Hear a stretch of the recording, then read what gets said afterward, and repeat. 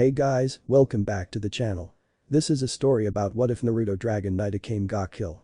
Before I start, please support for more amazing content and do consider subscribing to my channel and share this video with your friends. This is written by AZ23AJ and link in description and support writer. Let's start the video. Roads to the capital. On the road towards the imperial capital, a young man slowly strolled into town. From a quick analysis one could see that he was in his late teens. He had silverish white, spiky hair. Moreover, his ocean blue eyes gave him quite the elegant atmosphere. Most people however would focus on his lean yet muscular build, a sleeveless black shirt that tightly hugged his chest, fingerless gloves with black pants, and combat boots. This was Naruto Sieghart, a pseudo-servant chosen by Alaya to free this kingdom of its corrupt rulers. A total of 3 months had passed since Naruto first appeared in the East. In that time, he trekked across entire countries in order to reach the Empire of the West. Along the way, Naruto spent all the time he could learning of the people's struggles and all the ways the Empire had wronged them. Murder, rape, kidnapping, slavery. Everywhere Naruto went, the darkness of this world would show itself. As a result, he became increasingly willing to just storm the imperial palace and finish off the corruption by killing the fat pig in charge. But things were never that simple to begin with. As powerful as his experiences in the Throne of Heroes made him, Naruto could still be hurt by a set of special weapons forged in this world long ago, the Tigu, otherwise known as Imperial Arms. Their trump cards in particular could be troublesome to deal with if one wasn't careful. Over those initial 3 months, Naruto battled agents of the Empire and as a result came across several Tigu. He collected them on a whim but had no real use for them since he could never get them to work like his opponents did. In his journey he heard rumors of a group of killers working under the Revolutionary Army. Night Raid was their name as he recalled. Time to see what this place has to offer, Naruto remarked to himself as he finally reached the city's gates. Nightfall was just around the corner, so he had no time to waste. The knight dashed into the capital at lightning speed as his armor began to come onto his body like shattered pieces of glass before they hardened and melded into a cohesive whole. The armor was draconic in nature and jet black in coloring. Its plates were heavy, spiky, and covered most of his arm, legs, and chest area.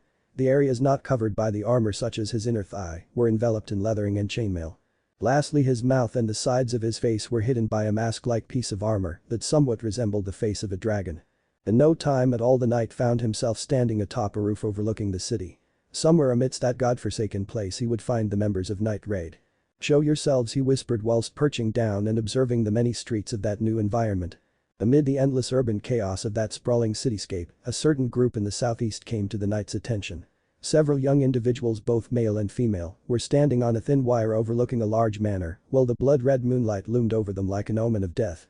Without delay, Naruto leaped into action, flying over several buildings in a single bound. Upon reaching his destination, Naruto landed on the branch of a tall tree in the large mansion's garden area. A small, one-sided skirmish between a group of guards working for the noble family and Night Raid had begun. Despite being a newcomer, Naruto managed to easily identify those he was looking for thanks to the skills he inherited from Gene Dark. Their names, special skills, and weapons. It was all revealed to the Dragon Knight like it would be to a ruler in a Grail war. Akame, Leon, Mine, Lubbock and Bewlett were the members of Night Raid accounted for so far. And this should be interesting, Naruto muttered to himself as he watched Akame fight a teenager with emerald green eyes and light brown hair. He wanted to see how this battle in particular would play out. The boy named Tatsumi tried his best to protect the girl Arya after Akame killed her last guard, but it was easy to see he was severely outclassed. Their bout barely lasted an instant, but just when Akame was about to effortlessly deal the finishing blow, she was stopped by Leon, who would later tell Tatsumi what the family he was protecting had been doing. Of course Tatsumi didn't believe her at first, but that changed when Leon showed him what kind of horrors were kept in the family's storehouse. Dead bodies covered in blood, broken corpses hanging from the ceiling, living ones left in cages, but the big shocker came after Tatsumi saw his 2 friends inside. This caused Arya to snap and show her true colors. An enraged Tatsumi would then kill the little bitch with one slash before he fell to his knees, dread and despair taking over his mind. Taking pity on them, Naruto jumped from the tree and down onto the ground, getting everyone's attention. "Who are you?" Akame inquired. "Relax, I'm just here to help Tatsumi and heal his friends," Naruto replied as he walked toward the storehouse and grabbed something from his coat. "I hate to tell you this, but they're pretty much dead. There's no way to heal them," Leon informed. Naruto shook his head. "That's where you're wrong." The knight then walked into the scene and started to work his magic. He pulled out a myriad of elixirs and healing agents from his pockets. He placed the medication beside the bodies, a bright blue and green radiance surrounding them. "There we go," Naruto spoke up after a minute shocking everyone with his healing abilities. The injuries on Tatsumi's friend started to heal and disappeared. When he was done, Naruto stood up and did a final check on them, making sure their vitals were clear. "They're good as new," Naruto confidently remarked with a smile. Finally Tatsumi and his friends were reunited. I don't believe it," Tatsumi muttered. "Incredible," Akame mumbled to herself, stunned at this turn of events. Likewise, the other members of Night Raid were equally stunned by what the knight had just accomplished. "Ugh," Ieyasu groaned while getting up. Seo also got up a few seconds later. "Ieyasu? Seo? You're okay?" Tatsumi shouted in disbelief. "But how? I don't understand," Ieyasu said. While touching his own body. "That was my doing," Naruto began to explain. "I used a special elixir to heal your injuries and restore your bodies to normal." "Who are you?" Seo asked. "You can call me the Dragon Knight," Naruto replied with a grin underneath his face mask. "You're the Dragon Knight. We've heard the stories." Tatsumi shouted. "He has been known to help the innocent and give them better lives," Akame added. "So, what is a guy like yourself doing around here?" Leon inquired after placing her left hand on her hip. "Well, I'm actually here for you, Night Raid," Naruto swiftly replied. "Why is that?" Akame questioned. "Simple, I want to join your group," Naruto stated plainly. "But before I join I want to test you guys and see if you have the bite to back up your bark." Naruto gave his ultimatum before drawing out one of his swords, Gram, and pointing it at the assassins. "Oh? You want to see if we got what it takes, huh? Think you can handle us by yourself?" Leon chuckled. Naruto grinned in response. Only one way to find out. The Dragon Knight against Night Raid. Of course, this wasn't a battle to death, but it was an exciting confrontation nonetheless. Chapter 2 Joining Night Raid P1. The Night Raid had charged in first, while Naruto stands his ground and waited for his opponents to get close. He had faced groups of assassins before, but most of those were part of his training, and some were low-class grunts, but this was different as these assassins were trained and have interesting Tigu. So, the knight will have to be careful, but something happens. 6 figures appeared out of nowhere and took Night Raid down by a surprise attack, getting Naruto taken back at this and know who they are. All 6 were young mature women and happened to know the knight very well as they are protecting him from the assassins. They were his servants he summoned to this world from the throne, and in the order, they are Saber, Archer, Lancer, Rider, Caster, and Assassin. Saber had swung her left leg into Akame's, getting the red-eyed sword wielder off her feet and into the ground. She was shocked and tried to get back up to her feet but was stopped by 2 kanatas formed into X and were on her throat. The assassin of Night Raid never saw such speed before and couldn't move. Archer had used her spear bottom tip to swing hard into the lioness's stomach, knocking the wind out of her, and coughed up for air as she landed on her knees. Leon was about to get up and show this samurai who's boss but was slammed back into the ground by the spear and saw that white-haired woman was not letting her. So, she placed her spear at Lan's back neck and made sure she didn't even try. Lance easy took Bullet by surprise with a few powerful and quick swings of her spear, disarming him and having 2 red spears posted for a deadly strike. One at the head and other to the heart, stopping the knight in his tracks and couldn't risk a move yet. The rider servant had tried up Lubbock in chains and held Dragger at his neck, making sure he didn't do anything funny or flex his wires out. Mine was about to open fire with her sniper at the unknown attackers, but stopped dead in her tracks as she felt cold steel touching her throat and caused her heart to beat out of control. The assassin had appeared behind the sniper and placed her short kanata on the neck, holding the sniper back from attacking or making a move. Caster was at Naruto's, having her right hand outwards and ready to fire any magecraft attacks for anyone enemies that may be hiding, which she found 3 and was about to open fire. This caused Tatsumi, Seo, and Ieyasu to turn pale with their eyes widen, but stopped and sighed in relief when the knight stopped the hooded woman from attacking them. Soon the friends started to talk over a few things. "Girls, what is the meaning of this?" Naruto questioned, wondering why his girls attack all of a sudden. The servants blinked a few times of the knight's question and wonder why he will ask that since they save him. "We are protecting you from these assassins and their Tigas," Caster answered.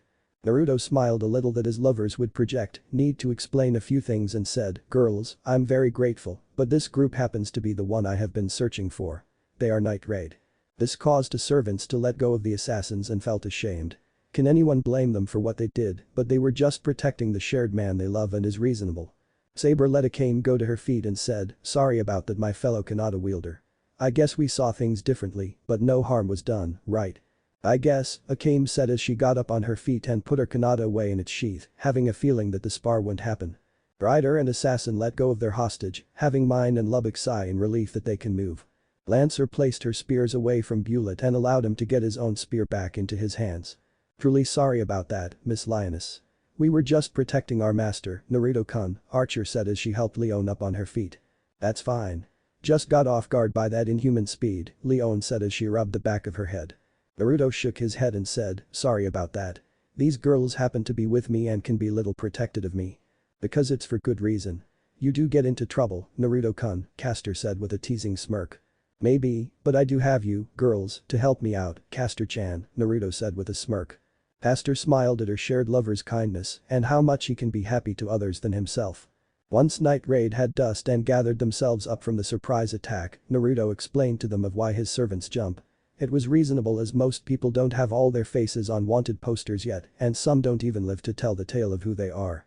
So very reasonable and the spar will have to be put on hold for now. Also, good news to the assassins that the knight and his servants will be more than happy to join with them in their group. Good news, but all sudden everyone started to hear something and could tell that a group was coming here. Troopers are coming to see the commotion that happened here, Naruto said with a frown underneath his face guard and eyes narrowed little, being little upset that the duel will have to be on hold. We have to leave, Akame ordered as the members of Night Raid and new future members were about to leave, but stopped when. Hey. What about us? Ieyasu called out as himself and his friends got off the brushes towards the group. We don't have time for questions. Just grab them and go, Leon said, having Bullet grabbing Tatsumi and Ieyasu to put them over his shoulders while Saber took Sayo into her arms. Soon enough Night Raid, Naruto and his servants with newcomers escaped the anyone watchful eyes by leaping into the air and vanishing into the darkness before the troopers came. Time skip. 2 to 3 days have passed. Everything was alright for the most as Naruto and his servants have made their mind up on joining up with Night Raid, but two things first. One, that the leader of Night Raid must agree to new members joining and something tells everyone that she will agree. 2, Tatsumi, Sayo and Ieyasu are still thinking about the offer of joining Night Raid.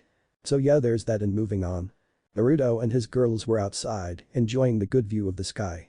He was in his normal clothes and most girls are too. Saber, Archer, Lancer and Assassin stay in their battle clothes with no weapons. Ryder and Castor wore some civilian clothes. So, what do you girls think of Night Raid? Naruto asked. I'm alright for the most part. Some of them have great skills and Akame has the eyes of a greatsword wielder like me, Saber happily replied with a careful smile, hoping to test the skills firsthand. They have the makings of assassins and new members should join as they have the same markings, Assassin answered. Need some training in for Tatsumi and his friends, but I think things will work out just fine, Lancer said, having some training ideas for the young group of friends. Indeed. I hope we can spar a bit to make up for our attack a few nights ago, Archer said, hoping to have a good spar, but she or the other girls don't regret their actions as they were protecting their shared lover. It seems fair, but I don't think we will have some kinds of sparring once we join them, Ryder said, making a good point. Indeed, Naruto and Castor agreed with the others as well, understanding it very well. It will be bad to fight your fellow members of a team. So yeah, theirs was that. There you are, a familiar voice spoke, getting the group's attention and saw Leon with no lion ears, claws, and tail. I was wondering where you guys were at. I was about to go get the other three to see if they wanted to join us. Want to come with? Leon asked with a grin. Naruto and his girls shared a look, seeing no harm, and could help a lot in knowing their location and teammates. Sure thing, Naruto said, getting up on his feet and his servants followed behind Hyde. We never really introduced ourselves, did we? Leon asked.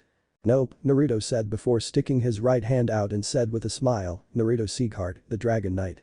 Leon grinned as shakes the knight's hand and said, Leon, the Wild Women.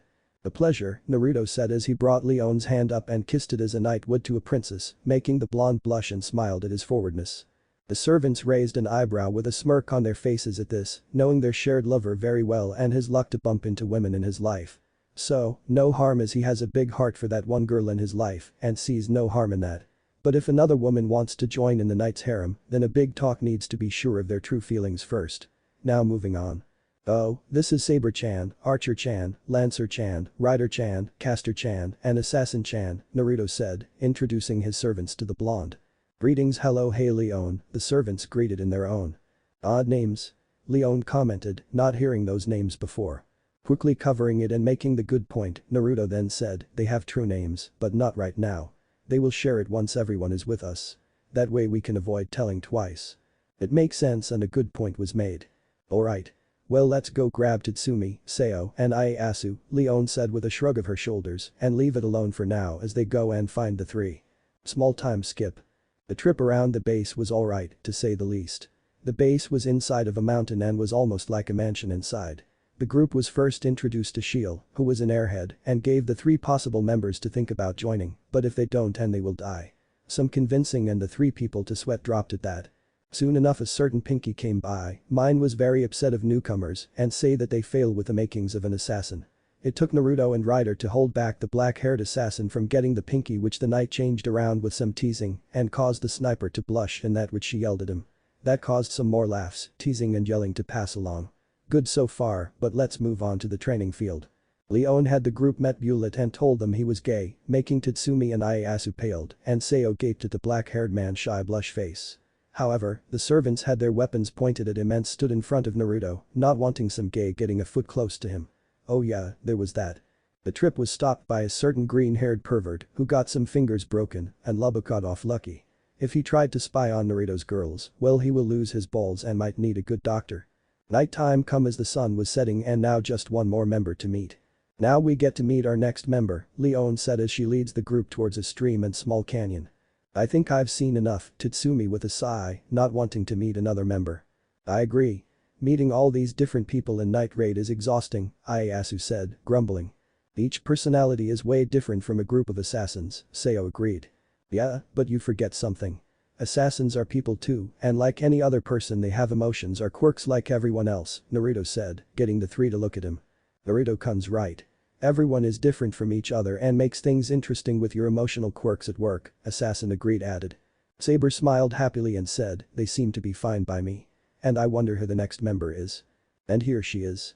Up next is a pretty lady, Leon answered with a grin as the group comes around the corner to see a small campfire with an evil bird being cooked. Akame was sitting in front of the evil bird in a chair, eating a piece of meat. She was without a coat, belt with a side skirt, gauntlets and gloves, and her katana. Over there is Akame. Isn't she cute? Leon asked. How? Tatsumi muttered, not believing what the girl that tried to kill him was eating. Is she eating an evil bird? Ieyasu asked. She killed it alone. Seo said, breathing and amazing. Naruto and his girls were okay with as they hunt some danger beast down for food or warmth. So, seeing an evil bird was nothing new to them. They're easy to kill if you have the skill to do it, Naruto said, pointing it out. Yep. And, they taste like chicken, Assassin added. We had a few of those during our travels, Ryder said. They're alright for the most part and some of them taste like chicken these days, Lancer said. Those chickens are great for me, Saber said with a grin, having Archer nodded her head in agreement while Caster just shrugged her shoulders in the okay matter. Despite how Akame looks, she grew up in the wild, Leon informed. There's that. Interesting, Lancer said, seeing the signs of a skillful huntress on the black-haired Kanata wielder. Naruto, Saber, Archer and Assassin could also see it as well. Ryder and Caster could also see that, but some signs of something bad that might happen to Akame. In fact, the knight and his servants could see it and wonder. They can worry about that later as they won't push the subject forward, but moving on. You should also eat, Leon, Akame said, passing her friend a piece of meat who caught. Oh? Thanks. Leon called out with a grin before digging in. Akame then turned to look at Naruto and his group, eyeing them for any sign of weakness which she found none and asked a question. Are all of you set on joining us? Akame asked, making sure is what the knight and his allies want. They just smiled a little and answered back in their own way, sure am yep indeed ready yes.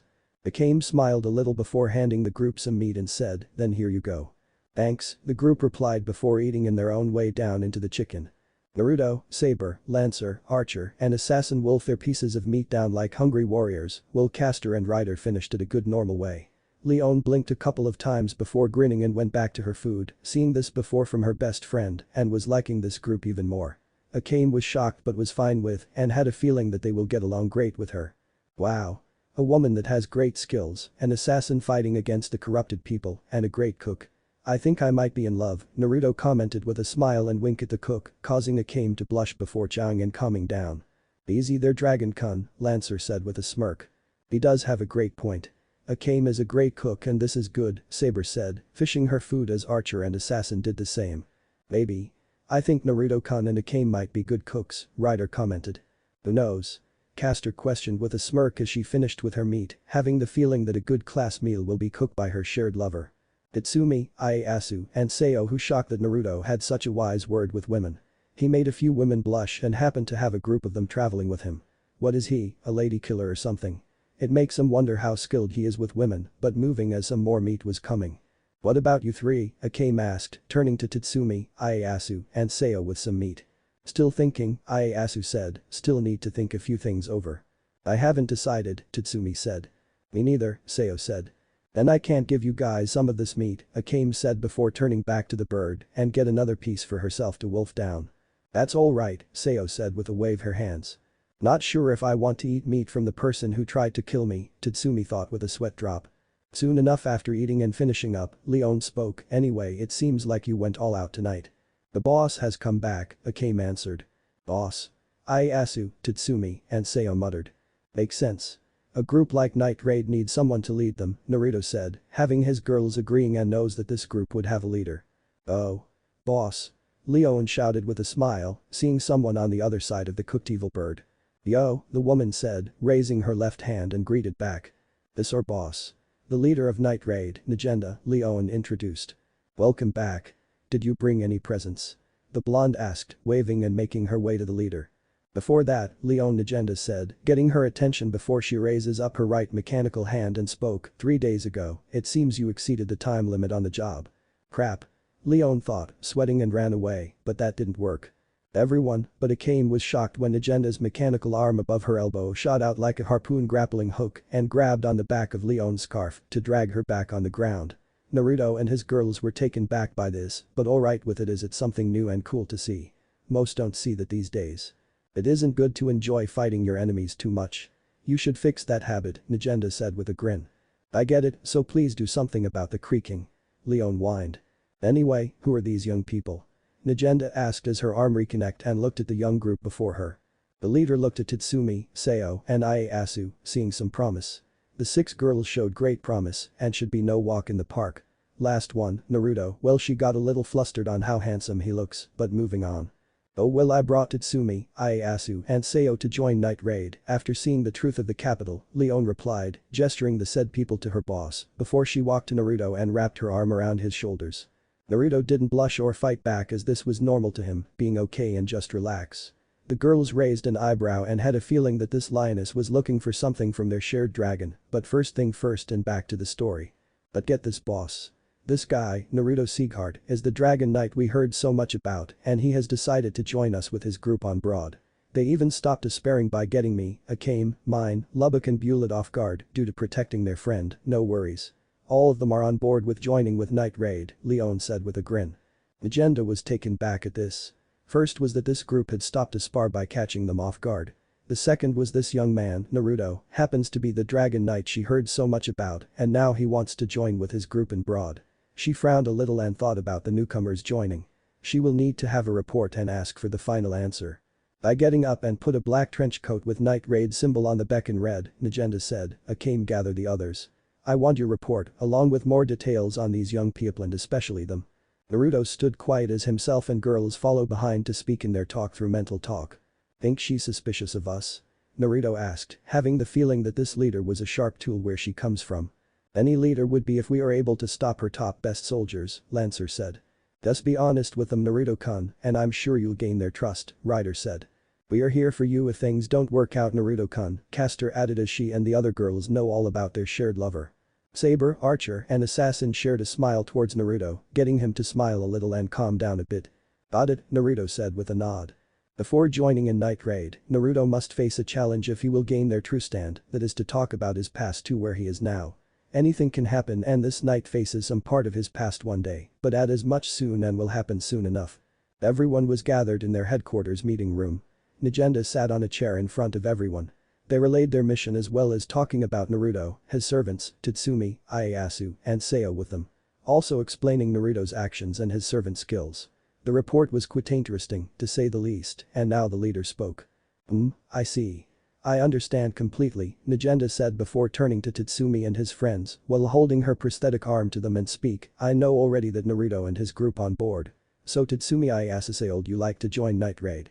This question caused the three to frown and had to answer. We are dead if we reuse, aren't we? Seo asked, getting the leader to shake her head. No, that's not going to happen. However, we can't let three back either. Instead, we'll have you both work as a laborer in workshops, Negenda replied, making a good point and caused Tatsumi to raise an eyebrow. So, either way, we are still going to work for you, Tatsumi said, summing it up. At any rate, neither of you will die, even if you reuse. Given that what both of you think? Nagenda asked, having the three look down. Tatsumi clenched his fist, being in deep thought. Seo looked down as well, taking all the details and actions that have passed in. Ieyasu was also in the same boat, but his views were starting to clear up from what Naruto had done for him and his friends. Naruto and his servants could guess the trouble the three were having. Anyone would get overwhelmed for what just happened a few days ago and soon enough get pushed into something that could lead to death, but only they can choose their own path. We came here and planned to become successful in the capital. To save our village, which is suffering from poverty, but even the imperial capital's rotting away. Tatsumi stated in realization. The countryside is poor and suffering because the center is rotten. Don't you want to destroy the sources of this rot? As a man. Bullet spoke with sparkles going down his face, making Tatsumi sweat drop. What does be a man has to do with killing the sources, Tatsumi thought. Bullet was originally a skilled imperial soldier. However, when he learned the empire's corruption and became one of us, Nagenda stated, having Bullet give a cool smile. After all, we work to eliminate the evildoers in the capital. It's better than working under rotten people, the former soldier stated. Indeed. That is why we work hard to get rid of the scum in the capital, Nagenda said, having Tatsumi look down in thought. He was about to say something, but Seo spoke, so what if you kill bad guys little by little? What changes will that bring? There are places in the remote region like our village that can't be saved like that. Naruto and his girl stay quiet for now, knowing why Seo and her friends are being a little on the hard sides with all of this. But the knight had a feeling that their minds of the subject will change soon enough. You're right, and that's exactly why Night Raid fits both of you perfectly, Nagenda said with a confident smile, causing the three teens to look at her in confusion. How so? Tatsumi asked. Far south of the capital, there is a hideout of an anti-imperial force called the Revolutionary Army, Nagenda answered. Revolutionary Army? Seo questioned, having confusion on her face, and her friends shared it as well. Naruto smirked and spoke, that's right. This gained everyone's attention. It's an organization that is opposed at the capital. It first started out as a small group and it slowly grew into a large-scale organization, Naruto explained, thanks to learning and having assassins spying on a few RA soldiers during their travels. It comes in handy and caused Nagenda to nod her head to agree with the knight said. That's correct. They create units to handle covert jobs as assassinations and information gather. That's us, Night Raid, she said proudly. The assassin servant had a small smirk on her face and saw where her job at works is best at. Right now, we exterminated the capital's trash, but if the army takes action, we'll take advantage of the confusion and take out the root of all this evil Prime Minister honest.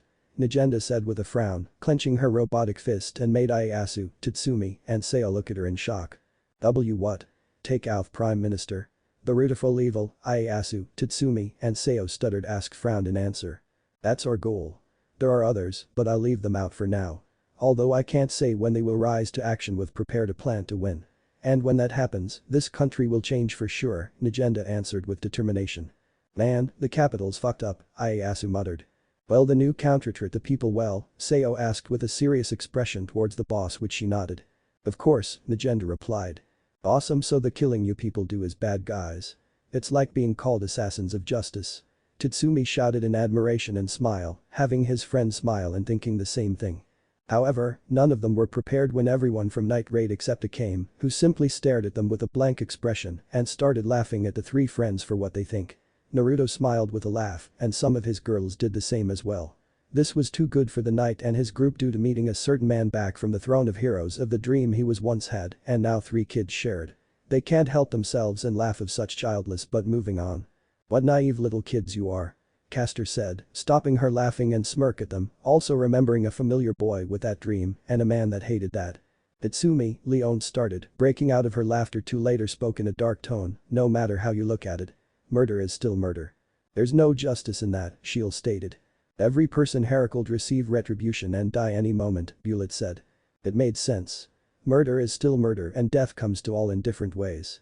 Soon Naruto noticed the deep thinking of the three and de-iced to share some words to hear out for them.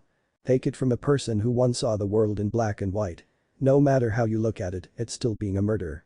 To take a human life is different than a danger beast or an animal. You're taking a sentient being's life.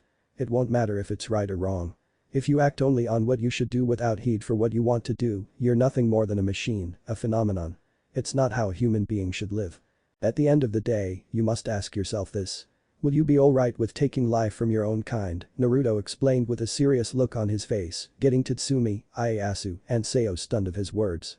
Everyone except Naruto's servants was stunned and shocked of his wise and truthful words. This was a lesson to Tatsumi, Ieyasu, and Seo, getting them to think deeply of what the knight had told them. It makes everyone wonder just how much Naruto has been through and who is he. He is not normal, that's for sure, but who is he and how can he be so young to understand these things? The young knight holds himself in a good matter, but Akame could see something within his eyes and wonder what happened. He's right. Each person here has his or her own reason for fighting, but they're all prepared. Will your opinion stay the same? Nagenda asked. Tatsumi, Ieyasu, and Seo stayed silent before one of them decided to move the subject. Will we get rewarded? Tatsumi asked. If you work properly, you guys could be able to save your hometown, Nagenda answered. This gives the three to have a resolute expression on their faces and give their answers out. Then I'll do it. Let me join Night Raid. Tatsumi said. I'm in as well. Seo agreed. Me too. Ieyasu said, agreeing to join as well.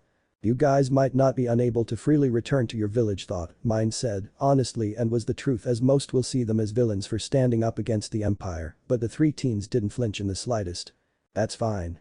If the village is happy, I'm satisfied, Tatsumi stated. That's right. Nothing will stop me from fighting for what's right, Seo said firmly. Well said, you guys. This is the best option for us, Ieyasu agreed with his friends. It looks like you won't be getting rid of them that easy, Pinky, Naruto teased, causing Mine to blush and humph before cross over her arms and not look at the knight. This caused a few to laugh or smiled at this, but moving on as Nagenda smiled at the teen's determination and resolution. Well said. Then it's decided. Welcome to the Road of Carnage, Tatsumi, Ieyasu, Seo, Saber, Archer, Lancer, Rider, Caster, Assassin, and Naruto. Glad to be aboard, the three teens said while Naruto and his servants nodded their heads in agreement. Now then Naruto, I have a question to ask you, Nagenda said, getting the knight's attention. Yes?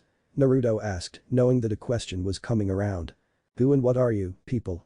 I've heard you have some skills, given how you were able to take down a few of the Empire's troops in a few months. But to be able to heal two people close to death and later have your fellow group members handle my subordinates in mere seconds. This makes believe there is more about you, Naruto, than being some random person with help killing the capital's forces, Nagenda stated with a serious face. That made everyone look at Naruto, who closed his eyes and crossed his arms, being deep thought and wonder if he should answer that statement.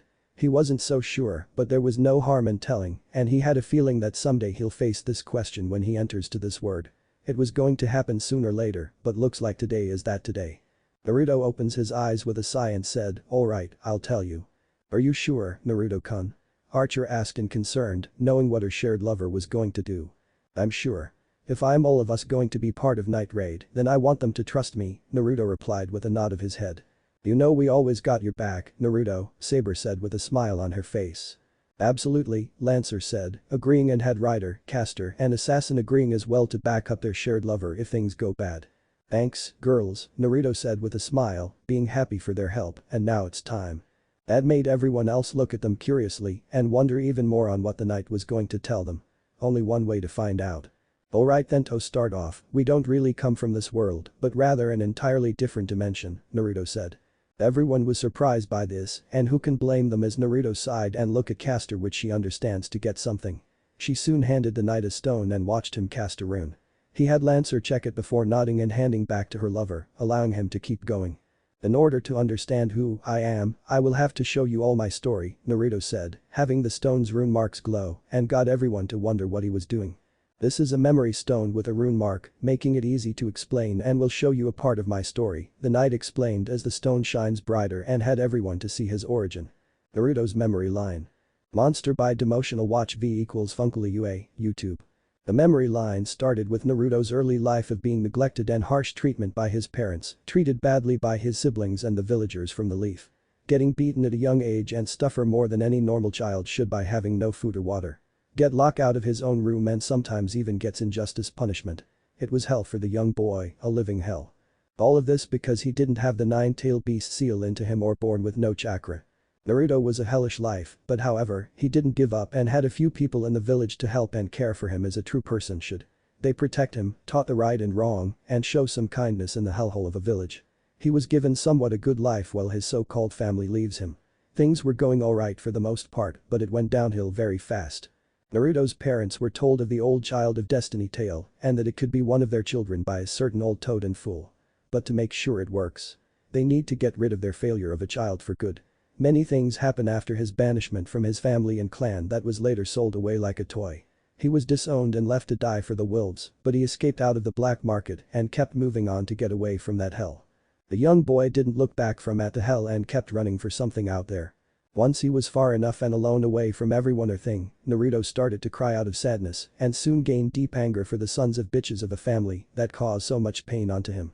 His anger and sadness caused powerful mana to burst to awaken and would have destroyed the whole forest to have his revenge on those that hurt him. However, that was stopped and hope had finally been given to Naruto. Naruto was founded and helped by the Light of the Grail, just as Lizrich von Einsborn and the world-traveling prankster Kisher Zelrich Schweinerg. They took care of him for that time of need and transport him into the throne of heroes for a true family which the young boy did gain. Naruto spends his years with his new family in the throne training and building his strength, body, mind, and spirit up. He had a good number of family figures and friends that care about him for who he is and will become, making him happy for such a great life. Soon enough Naruto had to leave with the servants he summoned to a world that he needs to fix from the evil and corruption. This world must be saved from the capital's evil for it to live to the bright area of peace and break their hold on the world before facing his past one day. Naruto Sieghart will strive for his own story towards the path of rightness and justice for this world as the Dragon Knight of Justice. End of memory line. The memory stone fades away, having its magic done and placed away for now. Everyone, but Naruto's servants as they helped their shared lover to calm down, were speechless on what they just witnessed. To go through so much and not go insane from it was shocking.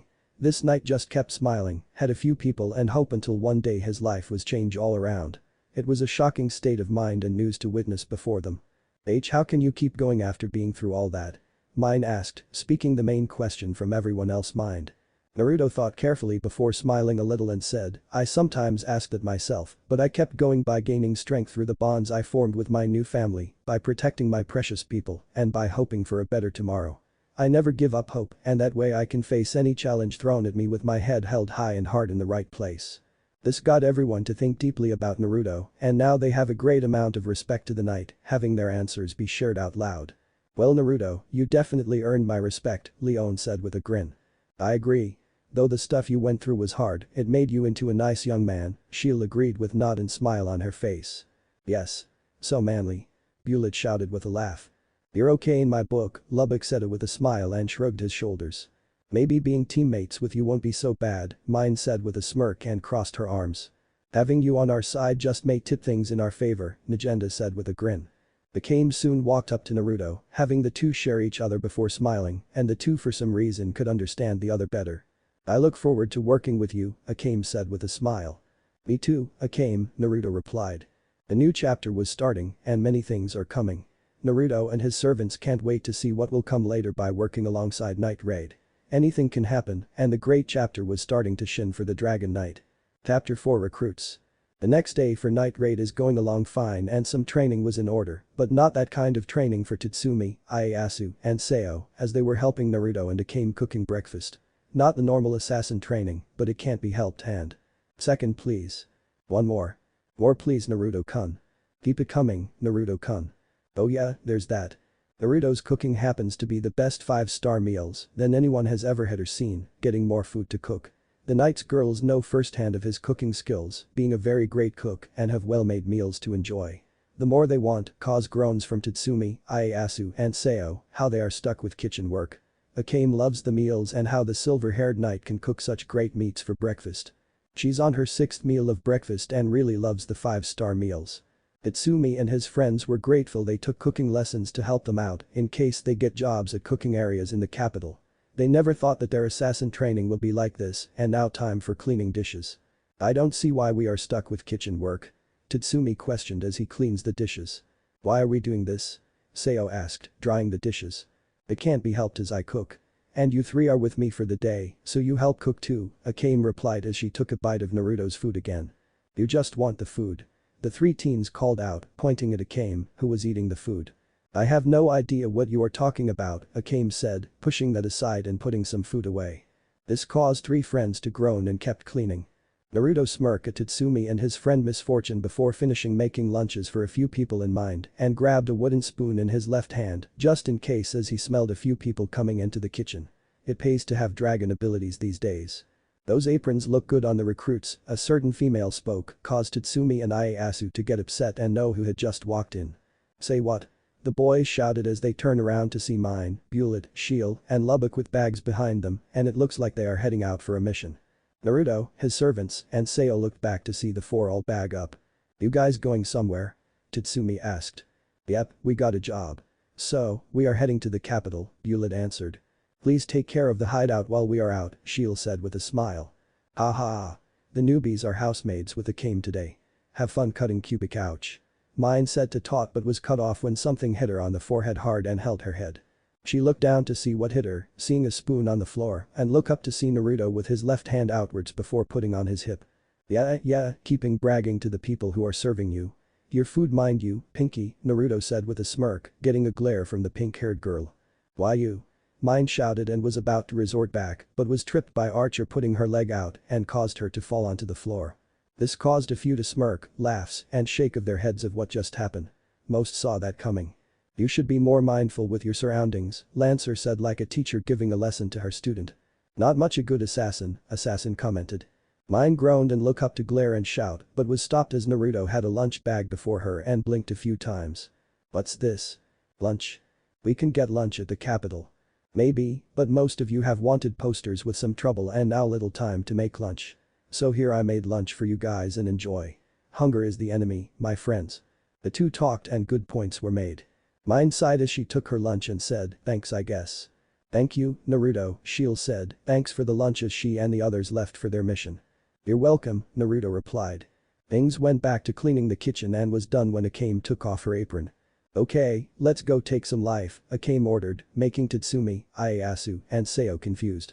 Huh? They asked. The forest or the lake? Naruto asked as he put away a few things. Good, you know what I'm talking about, Akame said. Oh, this should be good. Short time skip. After a good walk into the mountain while carrying large wooden baskets on their backs and reached to a small lake with a waterfall pouring into it.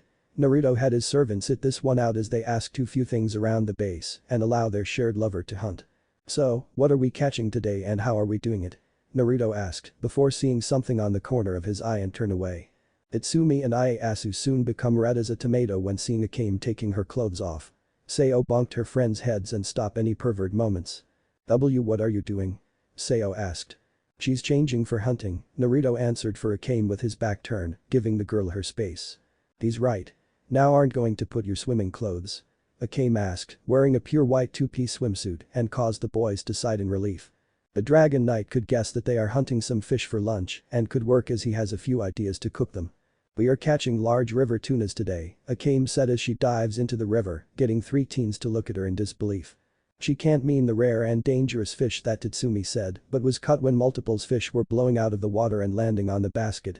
Silence and disbelief wash over Tatsumi and his friends on what they just saw, having their eyes wide open. Naruto on the hand was found and had a calm look on his face, which a small smile formed. Did you say something? Naruto asked with his smirk not leaving his face. Shut up Naruto, Tatsumi said in a grumpy tone of voice. Soon enough Akame came out of the water to take a break as she shook her head and said, erase your presence and swing along the riverbed. When the prey gets close, attack in that instant. Give everything you got. Can you handle it? Simple enough for a few to understand, but not for 2 teens as they took off their shirt to the side and smiled. Bring it on. Tatsumi and Ieyasu shouted as they dive into the water. Akame just gives a blank look and know where this was going. Sayo just sighed with sweat drop from her head of what her friends have just done. Naruto shook his head, knowing that was coming. Bring it on, they say. I bet those 2 will only get 2 fishes. Sayo just relaxes and listen to Akame. I won't look alright, Naruto said as he turns away, allowing the said girl to change out of her clothes and into a black 2-piece swimsuit. Sayo was a little uneasy with showing her body, and the knight noticed it. Relax and hunt at that spot away from the boys. And you might catch 3 or 4 fish, Naruto informed, using his right hand to point at a spot to give the girl a good spot. Sayo nodded her and drive in the water to start her hunt. Naruto walked towards a good spot and started his own hunt, not driving, but something else. He took off his boots to the side and summoned wooden spear out of blue energy for spearfishing.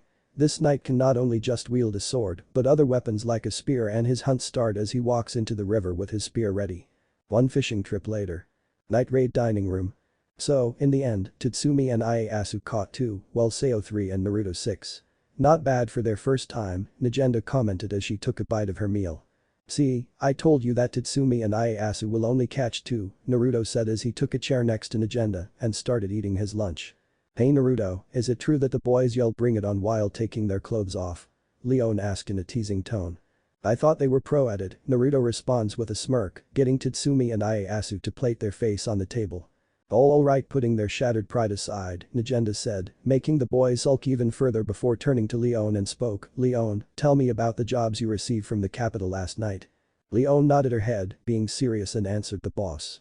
Our targets are Ogre from the capital guards, Gamel an old merchant, Bach is a former slave that helps human trafficking, and the enthusiasts of the capital. Ogre would pun the blame on someone else, and Gamel will help him.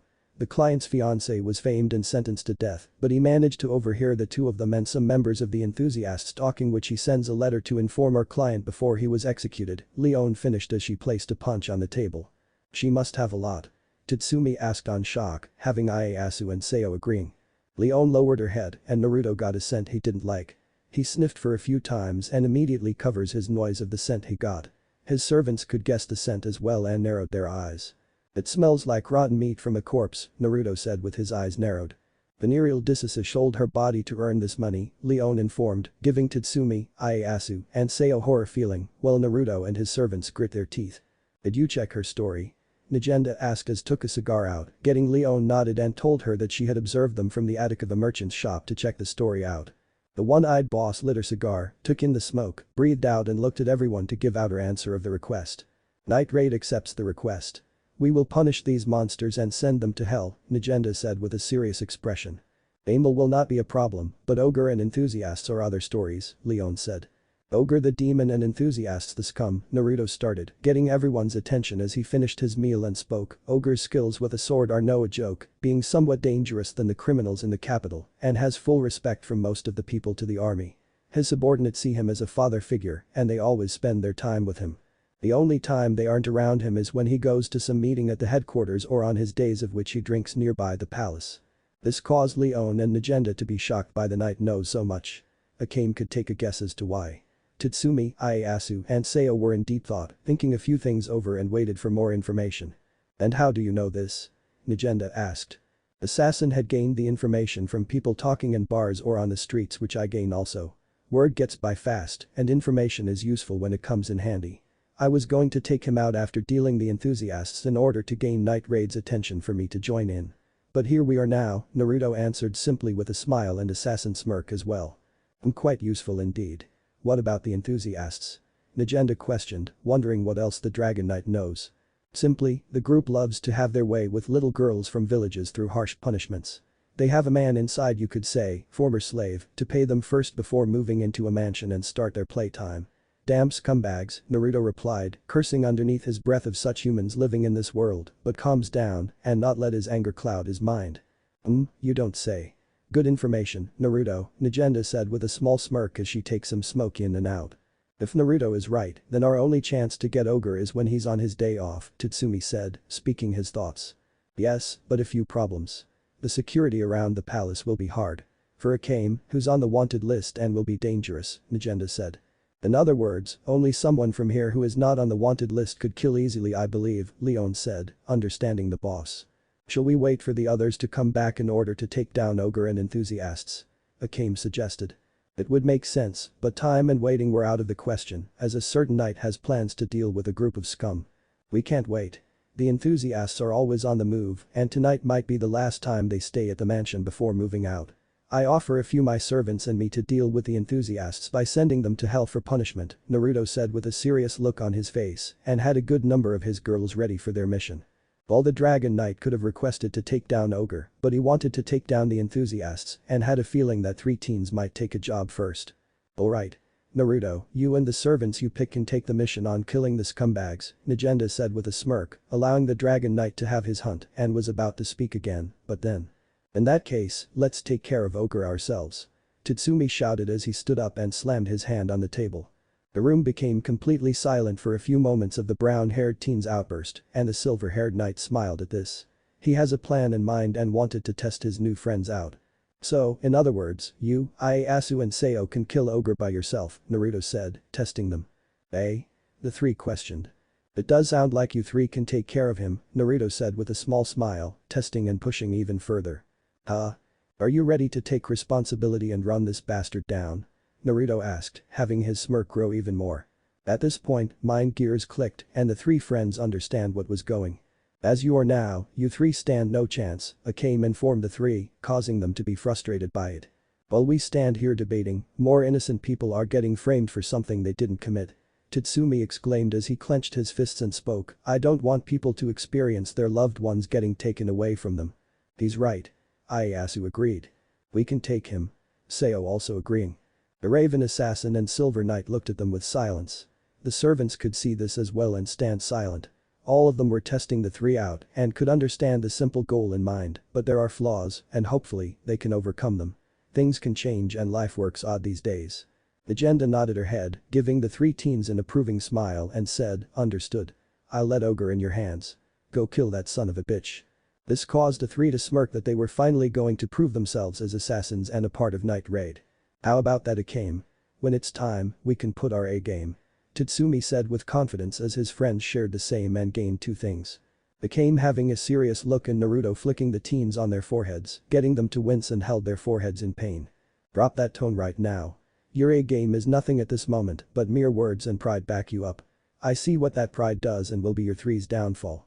Drop that pride right now and maybe you three can come out alive, Naruto said with his eyes narrowed little, and his servants nodded their heads in agreement. Of course, it was harsh, but he didn't want his new friends getting themselves killed because of their pride, and a good lesson was needed which one more was coming. Come back successfully from the mission. Report it back and then you will be praised. As you three are now, you three are so full of yourself, and that will end your life as Naruto has put it, Akame said coldly, making the three teens release steam from their ears in anger. What? The three teens shouted but stopped as they were bonked on the head and land into the ground with steam coming from their heads. What happens was Naruto had bonked the teens on the head to calm down which it works and said, leaving that aside. Tatsumi, Ieyasu, and Seo get ready within the hour. Grab your weapons and be ready for your first mission. Yes sir, the teens responded the best they could as they recover and left to get their things for the mission. You sure know how to handle rookies, Legenda said. Naruto shrugged his shoulders and said, I do my best. Really? It seems you know your moves. Want to have a spar with me and show me those moves, Naruto? Leon asked in a teasing and flirting tone. Maybe, but later as I have a mission first, Leon, Naruto answered with a smile on his face, causing the blonde to blush a little and smiled at his reply. Legenda just smirked at this and could tell that the Dragon Knight was one of a kind. Truly a one of a kind indeed. Akame kept a blank face but smiled a little and agree about the silver-haired knight being a one of a kind people.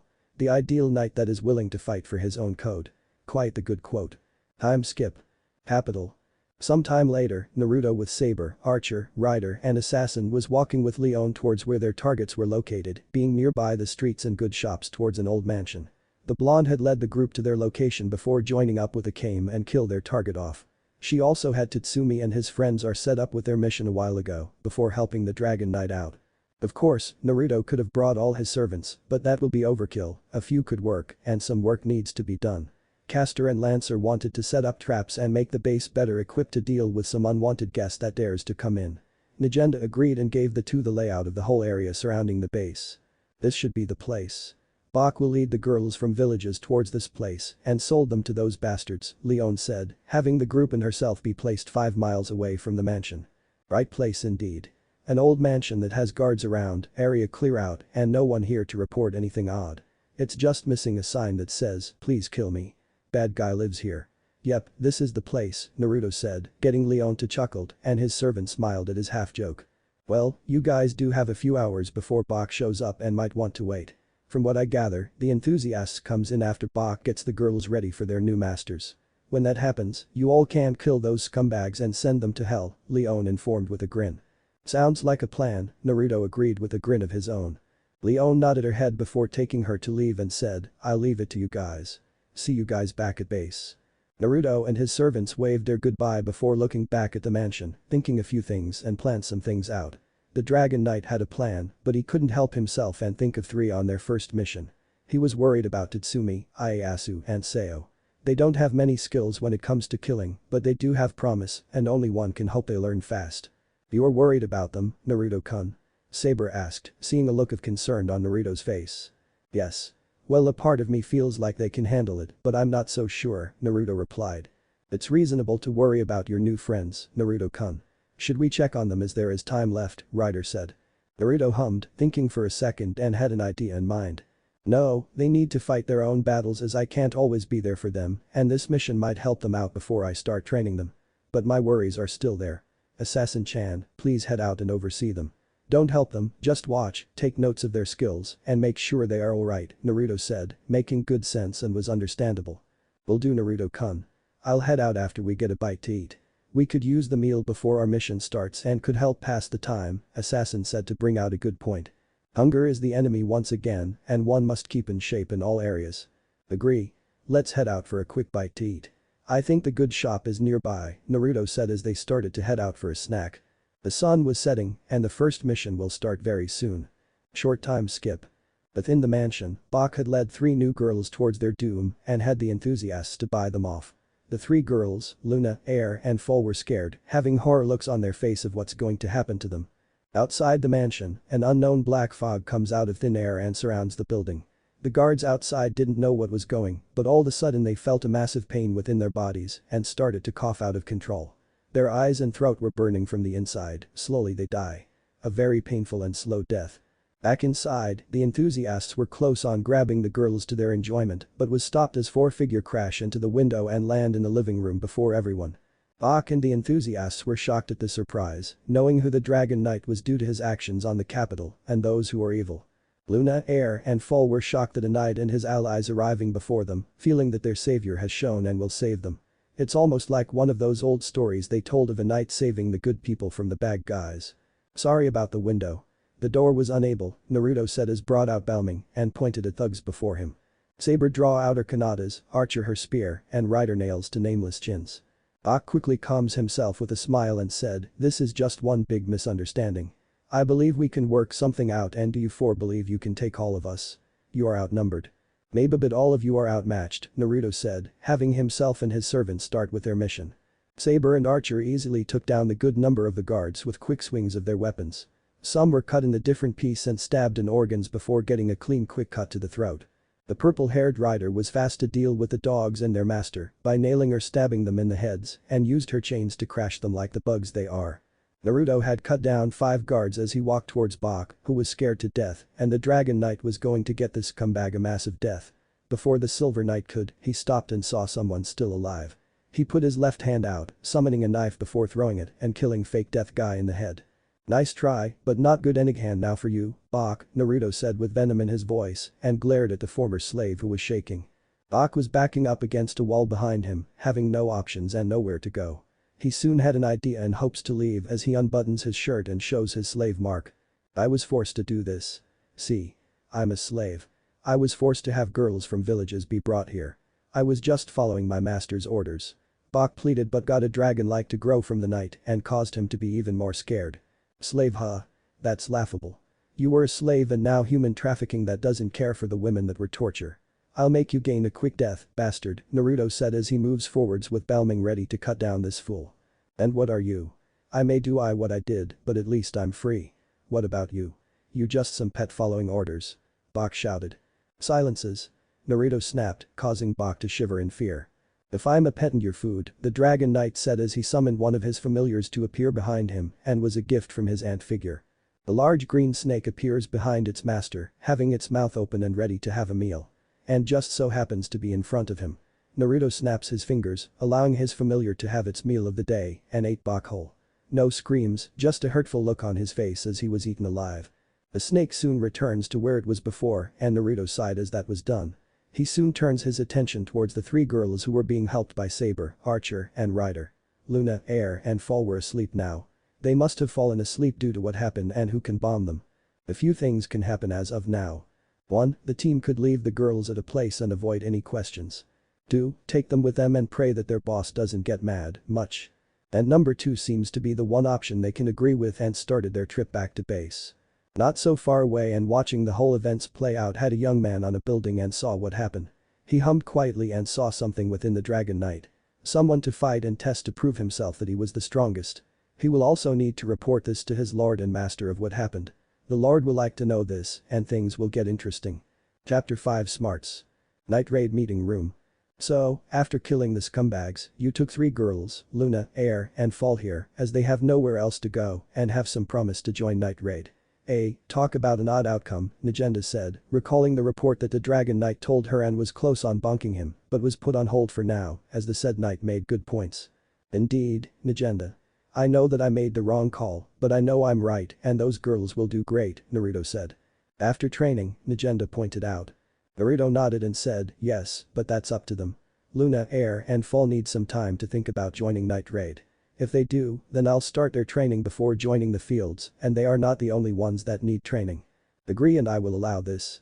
Just don't make a habit of bringing strays and village girls, Najenda said with a small smirk, having her mind made up. Will do, Najenda, Naruto agreed. The two got up from their chairs, and the meeting was over. Naruto and Najenda went alone as Akame and Leon were in the room as well. Glad that boss didn't tear you open, Naruto. She can deliver some nasty punches, Leon said, remembering the last time where boss almost tear her up for buying drinks with all the money. Almost all the money and the drinks were good, but the punches no good and that was never going to happen again. Moving on. I can tell and don't want to get on Najenda's bad side. A good rule. Never make a woman mad or all hell will break loose, Naruto said, knowing a good number of women can do when anger, and got the blonde nodding her head in agreement to that rule. True and you should be more careful, Naruto. Well, boss understands your reason on bringing them and the promise they could do after good training, you should still need to be careful, Akame said, making a good point. Noted, Naruto said, agreeing to the point and understand. No one will know if the person they bring could be a spy or an uncover agent, both are the same. So, one should be careful, and the Dragon Knight understands that. He's lucky that he read people very well. Also, why have Assassin watched Tatsumi, Ieyasu, and Seo on their mission? Akame questioned. Naruto stood quiet for a second and started to remember the black-haired assassin report to him about the mission. They lead Ogre to a trap and almost got him up, but he got back up and taunted the 3 of the crimes he has done like some price he has done. This caused the 3 friends to snap and send the bastard to hell. Tatsumi had swung his sword in an X-like pattern, having the captain's arms be cut off. Ieyasu had swung his battle axe towards the right to cut the legs clean off, leaving the man wide open for the final strike from Seo. She fired a powerful arrow towards the bastard and cut his head clean off from his body. A good and painful death to that monster. This proves to what the Dragon Knight has in mind for them and what they can do. Of course, training and better weapons were needed, but overall good so far. I was worried for them and I sent Assassin Chan in case things got out of hand, but I was wrong and they can handle themselves for now. They need some hardcore training and get themselves in shape for the battles that are ahead of them, Naruto answered. Najenda smirked at this, agreeing and said, well said, Naruto, and they will get training in. Tatsumi is with Bulat, Ieyasu with Shield, and Seo is with Akame, again, for training tomorrow. Luna, Air, and Falcon stay and help Akame out. They will start from there and I need you partner up with someone. And who will I be partner up? Naruto asked. Mine, Najenda replied simply.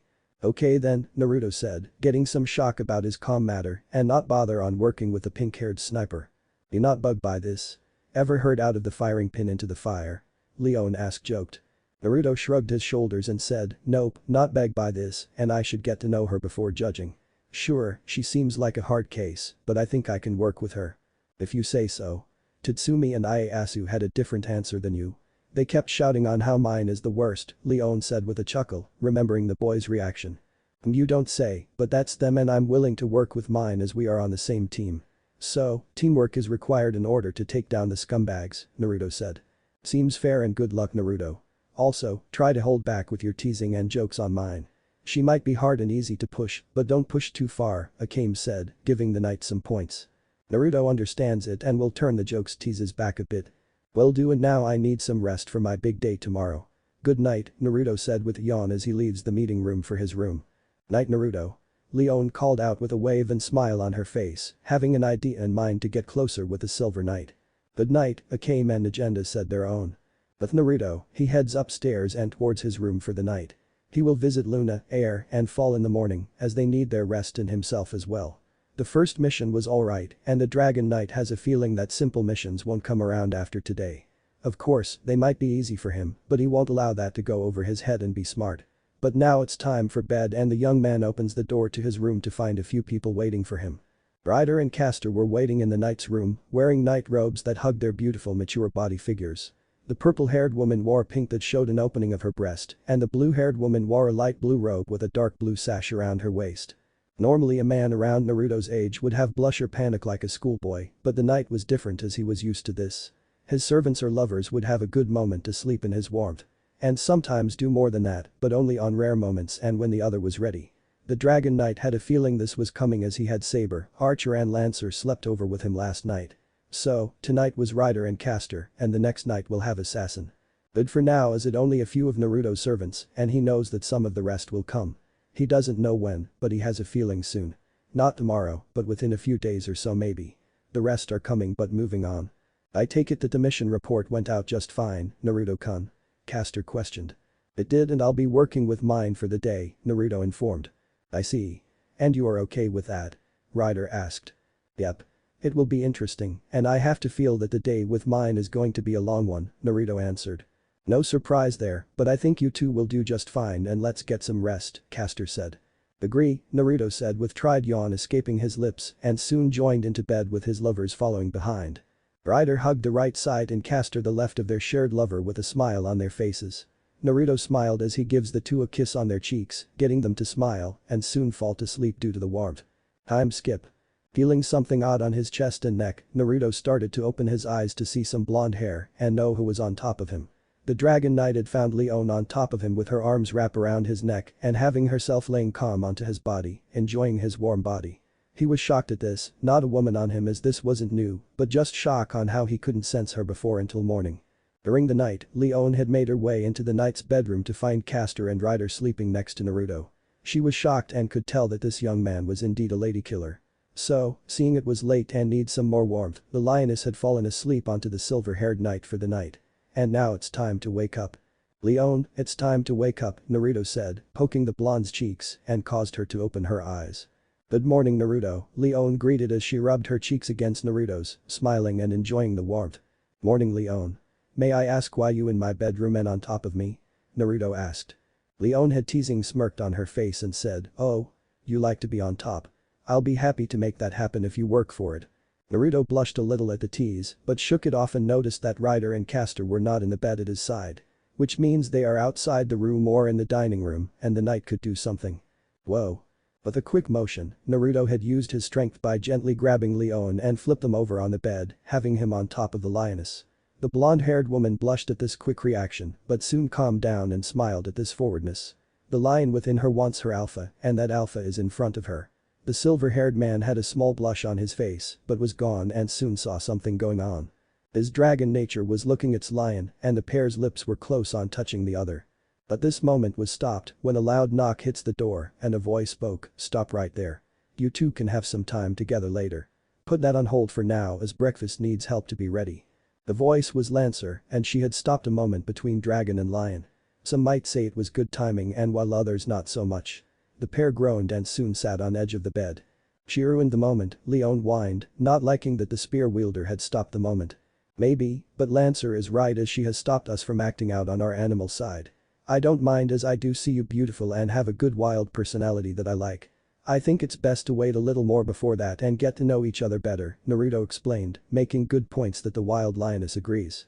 Alright, I think that will work best as I really want to get know you before we move down, Leon agreed with her smirk not leaving her face and cupped Naruto's chin in her right hand. Naruto smiled at this and said, don't you ever stop. Nope. Do you? Leon questioned as she leans forward, being close to a young man. Maybe, but who knows, Naruto answered with a shrug of his shoulders. Leon giggled before she kissed the knight's cheeks and left the room with a sway of her hips, giving a good show. Naruto smiled with a whistle and could tell that he has met such a woman. He had a feeling that this blonde was something and few girls will like her. What a woman, Naruto commented as he gets up and dresses for the day. Small time skip. Once taking a shower, getting dressed and having breakfast, Naruto was waiting in the dining room for Mine to show up and waited calmly. He could understand as it was still morning, 8 a.m., and didn't want to rush the pink-haired girl. It seems today might be a busy one, Ryder commented. Maybe, Naruto said, having a feeling that it will be a long day. But true. Training is going on and you are heading out with mine. So yeah, I think today is a long day, Castor said. Yeah, it does seem like that. Lancer is watching Beulah training Tatsumi, Ieyasu doing training with Shield, and Seo with Akame for more hunting skill lessons. Luna, Air and Fall are talking with Najenda. They seem to be liking the idea of joining Night Raid and make sure no evil is around. Such young warriors, Saber commented with a smile on her face. Indeed, Saber-chan. Indeed, Naruto agreed with a small smile on his face and could see promise for those three girls. Now you must wait for Pinky to show up, Assassin said. Yep, and I can wait as it's rude to rush a woman, Naruto said, knowing firsthand and raised to not rush a woman. He also had the idea that mine was that kind to rush her trick off, maybe teasing, but should not push its luck any further, as making that woman could lead to a bad outcome. The Dragon Knight soon saw Najenda walking into the dining room to have her breakfast that the young man saved from Akame. He saw that the black-haired assassin has great hunger like him and two sabers he knows very well. Before a word could be spoken, three girls tackle Naruto into a hug and almost knock him down into the ground but stood his ground thanks to his training and his own sisters from the throne. The Dragon Knight smiled as he hugs Luna, Air, and Fall back. Najenda smirked as she started to dig into her meal that was very well made and great. Good morning Luna, Air, Fall. I take it that you three made your mind up, Naruto said, seeing the three have made up in their mind of joining up. Yes, we did, Naruto, Fall said, speaking for her friends and herself. I see. I trust that Najenda told you three everything so far. Naruto questioned, looking at boss. I have Naruto, most of it, but good enough information about Night Raid and our goals. They jump in to join once they found out you are in the group and don't want others to hit their end. Sounds familiar, Najenda replied. That makes sense and I take it that they will stay here for the time being, Naruto said, seeing the three girls not liking the idea to sit out. Yes, like he said last night, they need training first before doing missions. So, the day they will be with me as you are with mine and the next day you will help them out with their training, Najenda informed. Sounds like a plan, and now the waiting game keeps going, Naruto said, still waiting for his partner, and handed out breakfast to Luna, Air, and Fall. Thanks, you Naruto, the girls replied, getting Naruto to smile and nodded his head in thanks. Oh, I won't worry about that Naruto, Najenda said with a smirk, remembering what she did not so long ago, and set someone up. And why is that? Naruto asked. Let's just say that today is a lesson for Tatsumi, Najenda said, not having her smile leave her face as she enjoyed her breakfast that was very good. Before a word can be spoken, sounds of shouting and gunshots were heard upstairs of the base.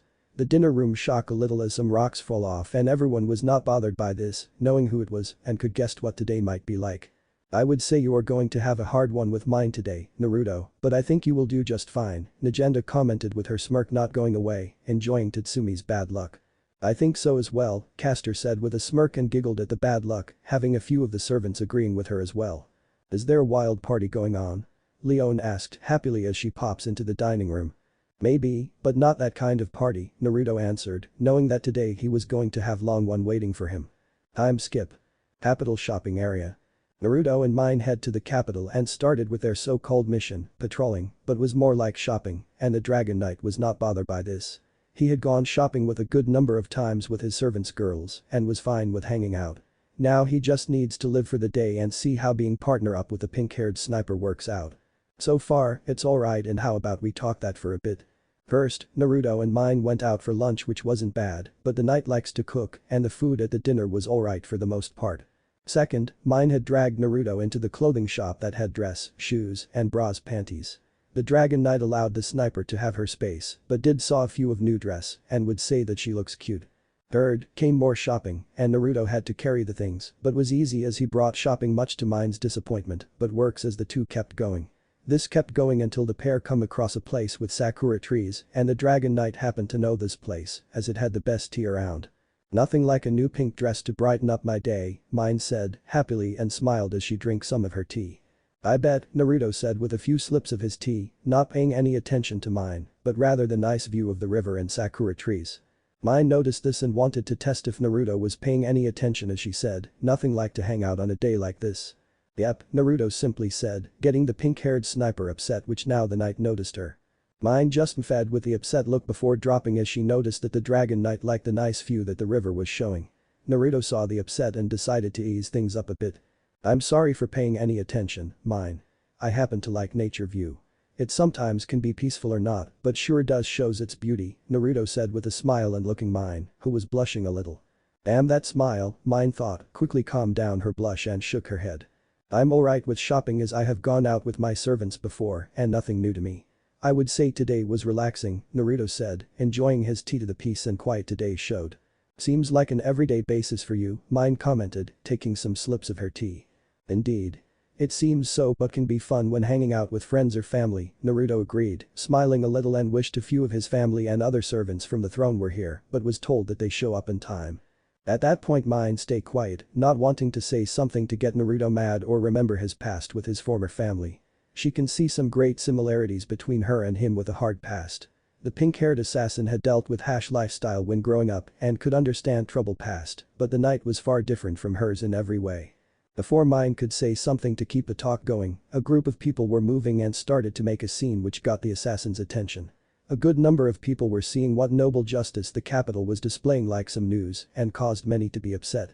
Naruto and Mine walked towards the area and see what's up, but soon changed that as they saw a good number of people being killed on the cross for injustices. Mine was sickened by this and was so deep in her thoughts, but was snap out when she heard the person next to her growing. Naruto's head was lowered, eyes narrowed very dangers, hands clenched into a fist that was so close on drawing blood and growled like a dragon in deep rage. Ha hated this. He hated the whole capital and the fat pig that toys with he wants. Seeing the anger and need to leave, Mine had pulled Naruto away from the crowd and into a back alley to avoid anyone from seeing them. The Dragon Knight allowed the sniper to pull him away from the crowd as he needs to calm down before he makes an even bigger scene. He soon took deep breaths, calming himself down, and was fine that. Don't like the capital's main justice? Mine asked, knowing the answer and have the same one. Yeah, Naruto replied as he was calmed down and started to walk with Mine back to base, knowing that hanging was enough for now. Let's head back to base. I think boss might have another job for us to take and might help you get your mind off on what happened, Mine said, making a point. True, let's go, Naruto agreed as they head back to base for the next mission that will make everyone in Night Raid happy. The night was coming soon, and the next mission for Night Raid will start as they have a new target. Small time skip. Night Raid base dining room. Everyone almost was in the dining room to hear what their boss has to say. The servants were helping Luna, Air, and Fall with a few things that their shared master lover asked them to take care of, which was fine. Now to the meeting that was happening right now. Agenda placed the papers on the table and said, listen up. We have 2 requests. This got everyone's attention while enjoying some snacks and tea that the knight made for them. The silver-haired boss took out a knife and planted on the middle, sticking the 2 papers together that showed Night Raid their 2 new targets. Ayako was a fate man with tiny glasses on his nose and a combination of black and white hair. This was man happens to be a blood relative of the Prime Minister and has been using the Minster's name for one thing. He abducts girls from the capital and beats them up to death for his enjoyment. His 5 bodyguards also share his guilt as well. Tonto is a younger man with glasses, a beanie hat and ting mustache. He is a master of reputable and popular shop that donates money, but in truth, he's a thief that robs throughout the country. All the money he donates was stolen and a survivor from one his robberies made the request. A relative of our real target and a man with a dark past. Seems like we will be busy, Bullet said. For the Ayako mission, I want everyone on it, no second thoughts. Naruto's servants can stay here and take care of our new recruits. As for Tonto, I need some confirmation before moving out, Nagenda explained, making sense and everyone understand. Okay. I'll investigate him after we finish Ayako, Leon said, stretching her arms. Naruto would offer Assassin for help, but he had a feeling that she will busy with helping the 3 girls, and that was fine. The knight had a feeling that he will also be helping them and 3 more as well soon enough. Good, Nagenda said with a nod before taking a smoke of her cigar before looking at the people for the mission and spoke, Tatsumi, Ieyasu, Seo, I want you 3 to be Mine's and Naruto's bodyguards on this one. It took a few moments for Mine, who was peaceful drinking her tea, and then spit it all out in shock. The hot drink would have hit the Dragon Knight, but he duked on time and had the idea that was going to happen. Tatsumi and Ieyasu were shocked with their eyes widen. Naruto and Seo stay calm. What? The 3 shouted in shock. Understood, Naruto said, being the thing and was fine with the mission. Why are you acting like normal? The 3 of the yelled asked him, getting a shrugged off his shoulders for an answer. This is going to be a long night, Seo groaned, knowing what the mission might look like. Naruto shook his head and had a feeling that tonight was indeed going to be a long time skip. Ayako's mansion. The night came by and Night Raid's next mission starts. Covering a mansion of the forest is where Ayako lives. The plan was to have mine take the shoot at the target from an off-range place when he appears. The rest of the assassins will take care of the bodyguards once they come out. In the end, they will meet at a specific place when everything is finished. Mine, Naruto, Tatsumi, Ieyasu and Seo were on a cliff that views the mansion. The three friends were looking through binoculars while the silver-haired knight was on top of a tree branch next to them. He had a black bow strap on his left shoulder, just in case.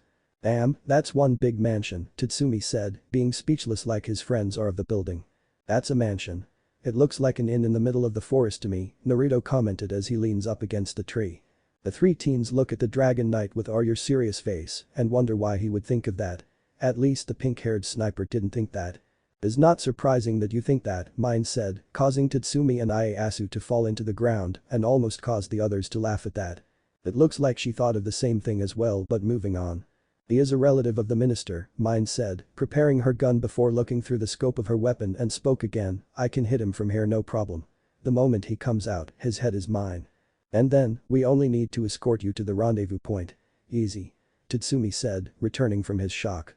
Yeah, that sounds easy, Ieyasu agreed. HMPH, I don't expect either of you to be useful here, Mine commented, getting the two to have a tick mark. And I don't expect you to fail as our target is coming out, Naruto said, pointing at the mansion, and made Mine's eyes widen that he was right. The sniper looks through her scope to see the fake pig coming out with girls around him. Yep, disgusting pig indeed. What? How did he saw him? He didn't have anything to watch from afar. Mine thought in shock, but stopped to think back that Naruto was not the normal day person and was trained by people who are strong. This was the first time that someone other than herself has seen something much faster and afar than her. She had a feeling that more moments like this will come later, but the mission will start soon enough. Well, Mine, Shield said you are, and I quote, a professional sniper. Is it true? Naruto asked with his smirk not leaving his face and trigger something up. At those words, Mine's pride turns on and pointed at the target's head. She shot without a warning, firing a powerful yellow beam and shot through the women to enter right between the guy's eyes. It snapped backward, blood spraying out of the gaping hole in his head, and the bastard was down. Tatsumi and Ieyasu had their jaw fell from their mouth of such skill. Seo was impressed with such snipping skill, being in awe shock. Naruto smirked, knowing that Mine can do it as he can do it as well with his bow and arrow. Does that answer your question to this genius sniper? Mine asked with a smug smile. Naruto jumps down from the branch and lands next to the pink-haired sniper to ruffle her hair with his right hand and caused her to blush in light red. Indeed. Glad to know that Shield was right, and now I feel confident that you will have those backs in our mission, Naruto said with a calm smile on his face.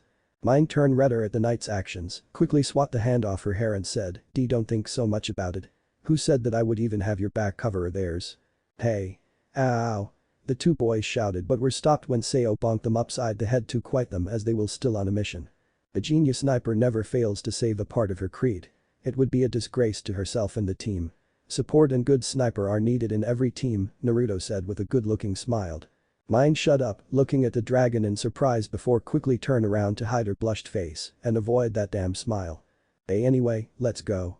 Mine stated, starting to walk away and hide the red on her cheeks. Naruto smiled with small chuckled, not pushing Mine or his luck. He knows what trouble might come at him from what happened this morning between Tatsumi and her. Oh, that was good, but could be bad if one not careful. He and the other three teens followed the sniper while the bodyguards from afar on facing their wrecking time at the hands of other members of Night Raid. Small time skip. Naruto and Mine walk towards the place where the team should meet up with Tatsumi, Ieyasu, and Seo walk ahead to scout ahead. Ugh. This route fucking sucks. Mine complained as the two walks on a hill. I offer you piggy ride on my back if you want, Naruto offered. Yeah right. And then, you'll take the time to touch my ass, Mine retorted. I was raised to be good to women and give them respects, Naruto said, is his defense. But you're a boy, Mine said. Got a point there, Naruto said with a blank look as the two keep on going. The pair soon started to climb the edge of the hill towards the top with the knight in front and sniper behind. I have feeling that the 5 bodyguards will have trouble in dealing with us. Sure, they might be strong, but their pride will be their downfall, Naruto said as offered his right hand to help his partner which Mine took the head and was pulled up on the hill with the knight. True, and I guess when you're blood related to the minister that gives the right to whatever you want. Ayako can get away with anything because of the blood ties. It pisses me off so much, Mine said with her voice lowered and walked further to be in front. Naruto followed behind and wondered about Mine. He could tell that the pink-haired sniper hates blood relatives and wonder what to her in the past. The Dragon Knight could guess it was a bad, maybe close to his, and different at the same time. Mine looked back, seeing Naruto in deep thought, and oh why as she mentions her hate thing which that will get anyone to think of her past. She sighed and decided to share out. Since you have been good Antry to help me. I'll tell you, Naruto, a little bit of my past, Mine said, taking a deep breath and started to explain her past to the Dragon Knight. Mine was half tribal, born near The nation's western border and caused many to hate her within her hometown. She mocked and ostracized for just being who she is. No one accepted her and left her alone. A terrible childhood that most will understand. The Revolutionary Army allied with the tribes of the West. When they make the new nation, diplomatic relations will finally open. More people like her will enter the capital and children won't suffer the same way she did. I won't let anyone discriminate me, Mine said, after telling her past and paused for a moment. Naruto looked at Mine in a new light and smiled at that dream she had. He knows a few back in the throne that had a hardship or terrible childhood, but that had someone and made a dream through that. The Dragon Knight could understand the sniper very well and be tested when she spoke again. And when the revolution is over, I'll retire and be compensated with a lot of money. Mine exclaimed, letting out a loud laugh and caused Naruto to chuckle a little at this. Well, there's that and let's move on. Small time skip. Here. This is the place, Seo said as the group had finally made it to the rendezvous point or meeting place at a sakura tree. Well, we're here. Looks like the mission accomplished, Mine said. Is not completed until we report the mission, Tatsumi said as he and Ieyasu walked first into the opening area. HMPH. Acting like Akame, huh? You three are still rookies, well Naruto here is more than that, Mine said, not noticing that someone was following them. Naruto started to smell something hit his nose and noticed a shadow with a smirk had been following them since they got here. Mine and Seo were in front and Tatsumi and Ieyasu were in the back of him. Acting quickly and moving with lightning speed, the Dragon Knight pushed the girls out of the way and leg swing the boys off their feet before an upcoming axe swing kick could hit them. The four were the shock of what happened so fast and soon saw why that happened, why they look up from the ground to see the bodyguard. The last one had passed by the other members of Night Raid made it here. Damn it. You ruined my attack. How did you notice that I was following you? The last bodyguard asked. You smell like blood and shite. Sticking out like a sore thumb is not hard to notice you. Next time wear something else than silver armor, a former member of the Imperial Grand School, Naruto said, taunting his fool to come out in blind rage which it worked. Bastard. The bodyguard shouted as he charged forward towards the Dragon Knight, but that was a big mistake on his part. Within a quick motion and everyone was shocked for what just happened. In quick second and flash of light, Naruto draws out Balming and swung the right before the left. Most didn't saw what happened, but they did and saw what the Dragon Knight had done. He had cut off the bodyguard's arms off and blood oozes out, leaving the man armless and wide open before the final attack. Here's the final strike. Mine shoot him, Naruto ordered as he brought his bow and arrow. Snapping out of her shocked state, Mine brought her gun and fired a powerful yellow beam of energy towards the bodyguard while Naruto fired a powerful arrow covered in blue-green mana. The two attacks blasted the fool apart, having 2 holes in his body. One in the head and last one in his gut, killing the last target of the mission. Tatsumi, Ieyasu and Seo were in a shock of such speed and skill that Naruto just showed with a calm mind. It happened so fast and could tell that they have a long way to go, but that pushed them to get more training to get strong. Naruto saw them in shock and soon spoke, don't worry my friends. I don't bomb you for not noticing the fool before the last second, it happens. It's not bad to be a rookie or weak. Everyone starts off as weak, but that gives them the drive to become strong in 2 different ways, either to do good or evil. It's in your hands my friends and I make a promise to you 3. I vow to 3 that I'll help you, Tatsumi, Ieyasu, Seo to get stronger and fight the evil within the capital towards a new era of freedom. Starting tomorrow, we begin the training and a new chapter open for you 3 starts. This caused the 3 teens to smile of Naruto's words and how he was going to train them to get strong for their own battles ahead. A long way was coming, but one that will have a friend to help. Mine soon smiled at this and could tell that she will get along with Naruto very well. She started to see a big new light over the Dragon Knight and felt something rise within her. The sniper can't tell what it is now, but maybe one day she will find out soon enough. Within the shadows and far away from the sakura tree, as a panther had watched the whole events and smirked of such new prey to stalk. Such strong and promising preys to fight for the warrior panther to take down. A new chapter was coming indeed and one filled many events to happen soon enough. Night Raid Training Grounds.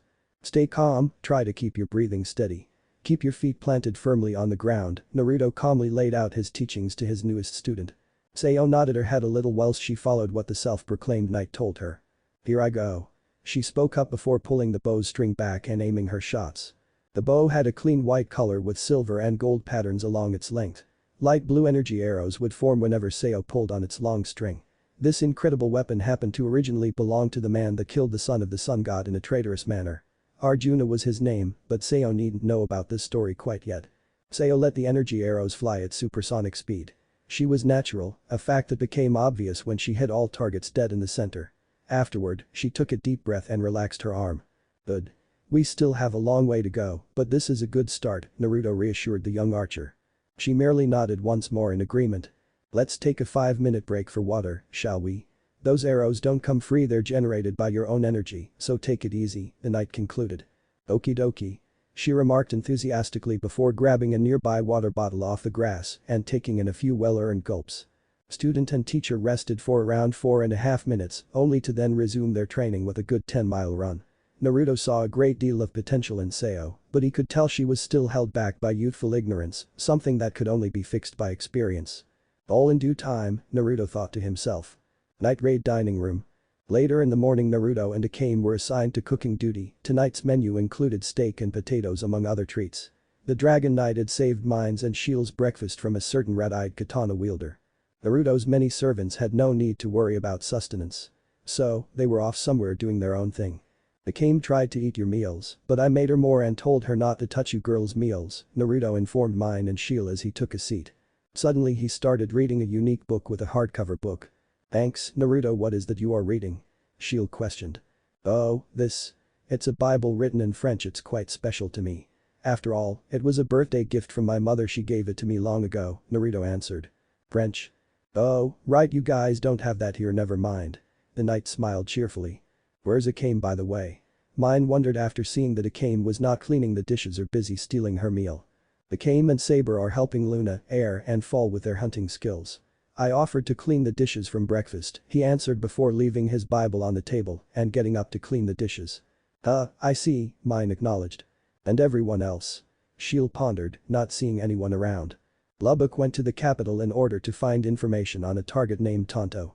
Caster, Lancer and Ryder should be checking on the traps placed around the hideout and borders. The others I don't know, but I could guess that Tatsumi and Ieyasu are getting some training in.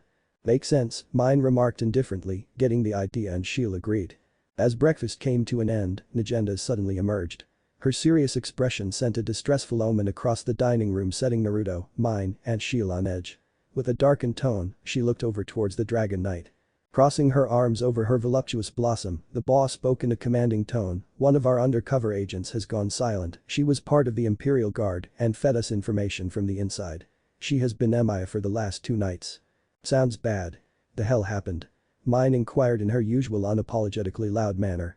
According to recent reports in the area, a psychopath named Zank has been beheading any citizens he comes across. If he by chance faced off against her unit, we should fear the worst, the boss put it bluntly. But you want me to check nevertheless, Naruto voiced his assumption. Yes, but you're not going alone. Leon will accompany you. What about Akame? Akame, Bullet and Tatsumi will be handling a situation regarding Bullet's former master. I'd appreciate if a few of your companions could accompany them, Najenda elaborated. Sure thing, time to bring a madman to justice. The young knight proclaimed enthusiastically whilst slamming his fists together. Unbeknownst to the powerful warrior, what awaited him was no simple endeavor. Time skip. Hours later in the backstreets of the capital city. When the clock struck midnight, 2 silhouettes crossed a myriad of alleyways at seemingly impossible speeds. To the trained eye, these were Naruto the Dragon Knight and Leon of Night Raid. Like lightning bolts, the two crossed the dark in search of their target. But the wind blowing against her long hair and her well-developed form accompanying her acrobatic movement, Leon looked like a beautiful beast under the ever-present moonlight. This drew Naruto's eye to her as she rushed ahead of him. On a purely instinctual level, he grew to appreciate her feminine figure more and more. I see you staring at my ass.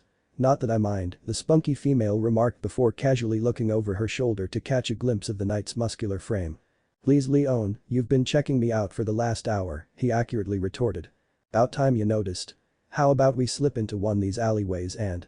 I appreciate the thought, but we should focus on the mission first. The knight's common sense trumped his desire for that wild, honest woman. Nevertheless, he did blush at the thought as they continued to dash through the empty streets and dirty alleyways until finally… What the fuck? Leon shouted as she suddenly came to a halt alongside Naruto. What they saw was hard to process. Lying dead on the street was the corpse of the man they were after. mangled, bifurcated, broken beyond repair. The face of the executioner had been ripped off completely, leaving him a husk of muscle and blood. Moreover, his eye sockets were empty and his chest had been decorated with a seemingly endless number of claw marks. Next to Zank were the beheaded, desecrated corpses of the undercover agent and her unit of Imperial troops. He killed them, but something even scarier than him came and ended his life, Naruto analyzed. Outside of the duo's view, a mysterious stranger watched the scene from atop a nearby rooftop. This entity possessed long, light blue hair and animalistic dark blue eyes. Furthermore, a white bodysuit-like armor decorated his slim yet defined figure. His beastly claws were drenched in blood and guts, not to mention the devious grin he sported while cloaked in the darkness. A single thought crossed that deranged killer's mind: you'll be on the chopping block next Dragon Night. Time skip. Days later, Night Raid headquarters. To conclude this meeting, let's recap recent events. Negenda calmly spoke, addressing the assassins and heroes that gathered before her. Jensei was killed off by Bullet after an arduous match between master and student, and during this altercation, the old man mentioned that his greatest student, Takeo, would put an end to the rebels. In the meantime, Naruto and Leon found out that Zank the executioner had met an unexpected early demise, possibly at the hands of this Takeo. Lastly, Tatsumi, Ieyasu and Seo managed to retrieve the daughter of former Prime Minister Chari, but we could not save her father. Spear-chan, again welcome to Night Raid. You can count us to keep you safe and train you into a strong fighter. I will do my best, boss. The petite blonde girler Spear spoke meekly. She still wore the same winter coat and a large hat used in her travels. To be completely honest, we wouldn't have made it without help. Not without their help, Tatsumi remarked while looking at the new servants present. A night of rebellion. Mordred, the chosen of the goddess Artemis. Atalanta, the unloved bride. Frankenstein's monster Fran for short, and finally the skimpily dressed killer Lolita. Jack the Ripper. Truly impressive. Now that the three beasts are gone and buried, we can focus on preparing ourselves for a future confrontation with Esdeath. Now that her personal guard has lost its best man, she will be looking for replacements, Negenda observed. Oh, also, Naruto interrupted and spoke, it's about time you guys tell them your true names. We all need to be on equal ground here. And so, they did just that.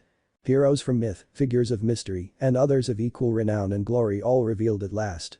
The struggles to come would be difficult, and no doubt these heroes and the Dragon Knight would be Night Raid's greatest weapon in the fight against a world of corruption.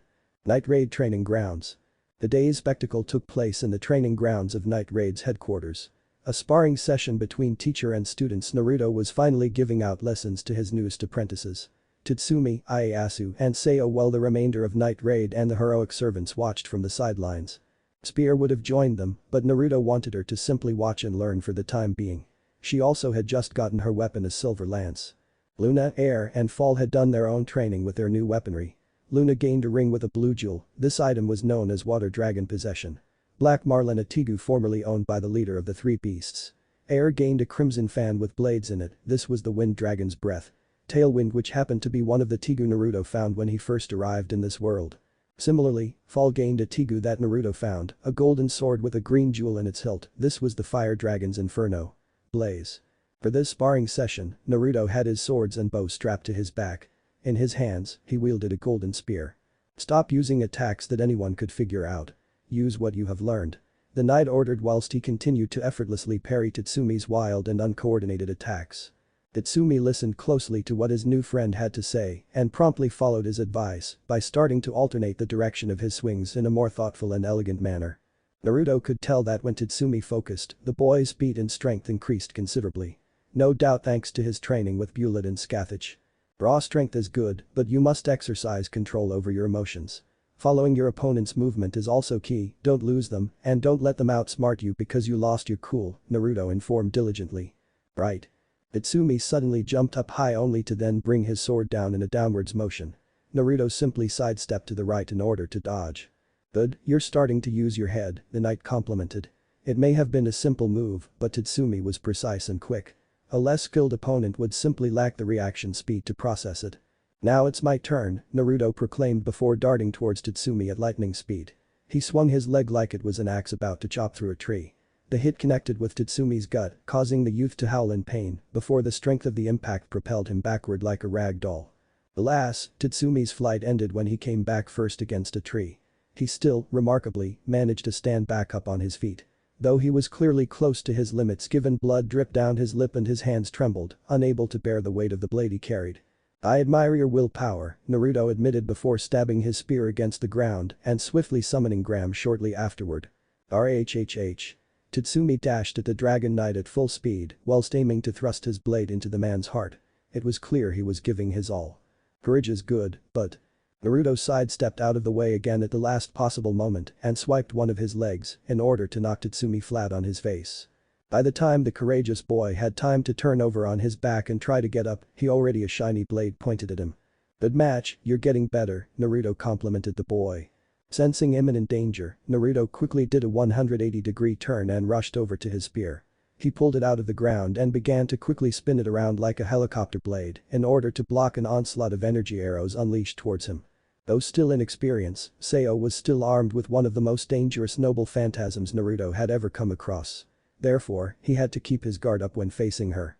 Without delay, Naruto appeared in front of Seo in the blink of an eye, giving her no room to aim. He then used the blunt end of his spear to make her trip over and fall on her butt.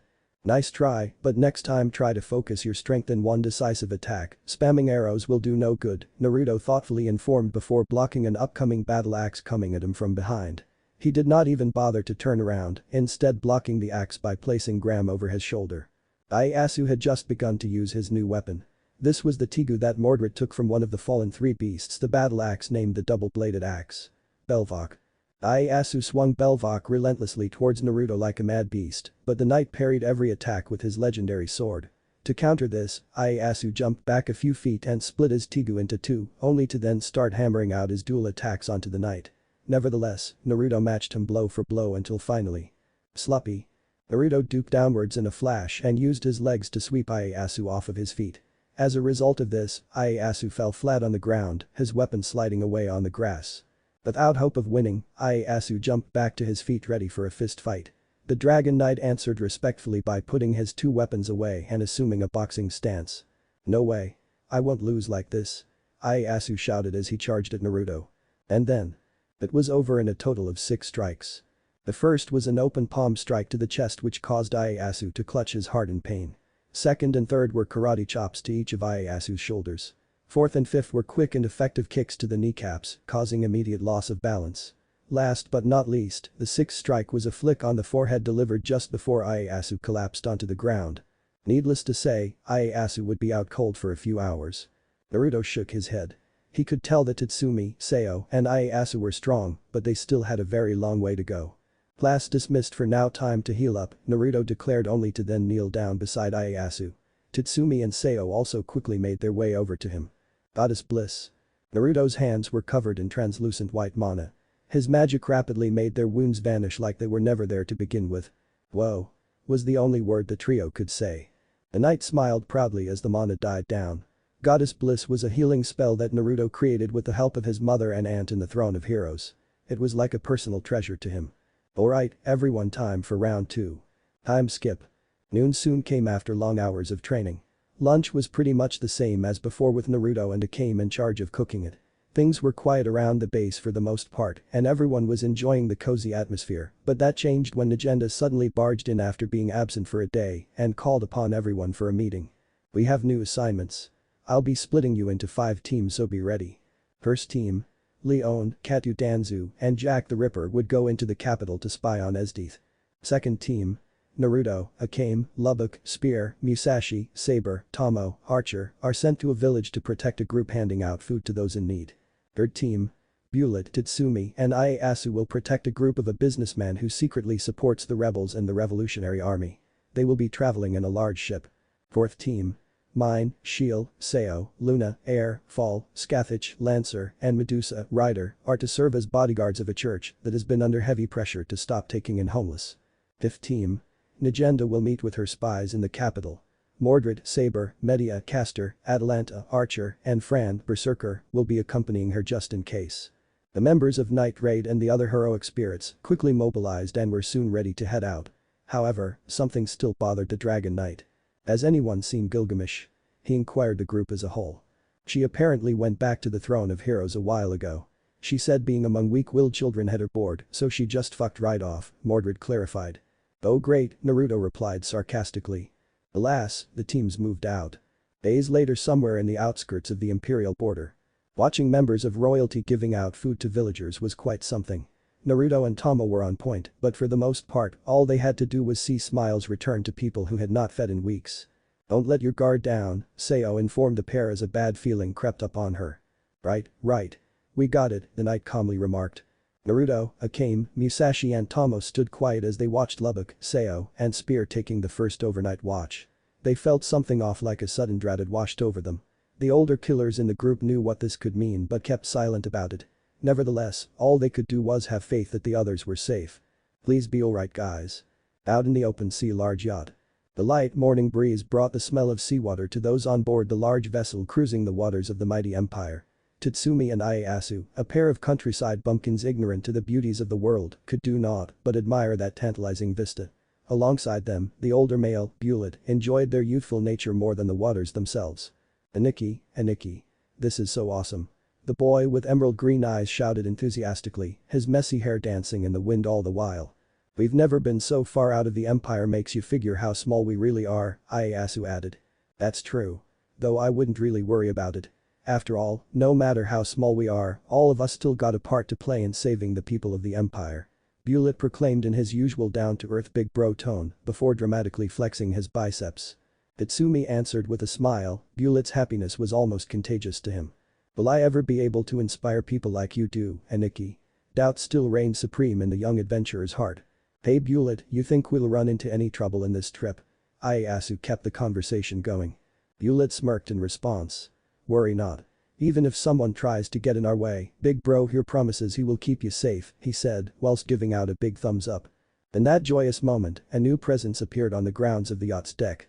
"Let us test how far you're willing to go in order to keep that promise then." The beast amongst men. Its fangs bearing upon the flesh of the weak, the humanoid creature attacked Ieyasu first. The young man grunted in pain as sharp claw-like nails penetrated his gut. "Die." The blue-haired beast screamed out loud only to shortly afterward toss Ieyasu clean across the deck like he was a paperweight. Nevertheless, the boy was fortunate enough not to go overboard. "Bastard." Tatsumi reached for his blade, but before he could complete the motion, the beastman had grabbed him by the neck and effortlessly suspended him midair with one hand. In the meantime, no words came from Bullet. Instead, Incursio in its blade form was brought down upon the new presence's back, but its armored body completely stopped the blade dead in its tracks. Awestruck by that man's strength, Bullet came to the obvious conclusion. "It's you, isn't it? You're the one who killed Zank the Executioner. Why are you attacking us if you're also killing Imperials?" Bullet, the 100-man slayer. "Liver spoke highly of you back when I was still on their side, said that you were one of the few who could match the ice bitch. My name is Takeo, and I am here to test your strength for myself." The madman screamed at the top of his lungs. He then launched Tatsumi across the deck so he would fall right on top of Ieyasu as he still tried to get up. The result? Both of the boys were knocked out cold. Taking a few steps back, Bullet breathed in the sea air to calm his nerves. "Tchy. I only seek to battle the strongest. My allegiance is irrelevant, I simply wish to end you to prove I can do so." Takeo interrupted him. In Bullet's eyes, there seemed to be no saving this strange beastly man. "Very well then, we shall settle this like warriors." Incursio. Encased in the crimson radiance of Tyrant's flames, Bullet's body was enveloped in that ephemeral light only to become empowered by a powerful armored incarnation of the dragon's body.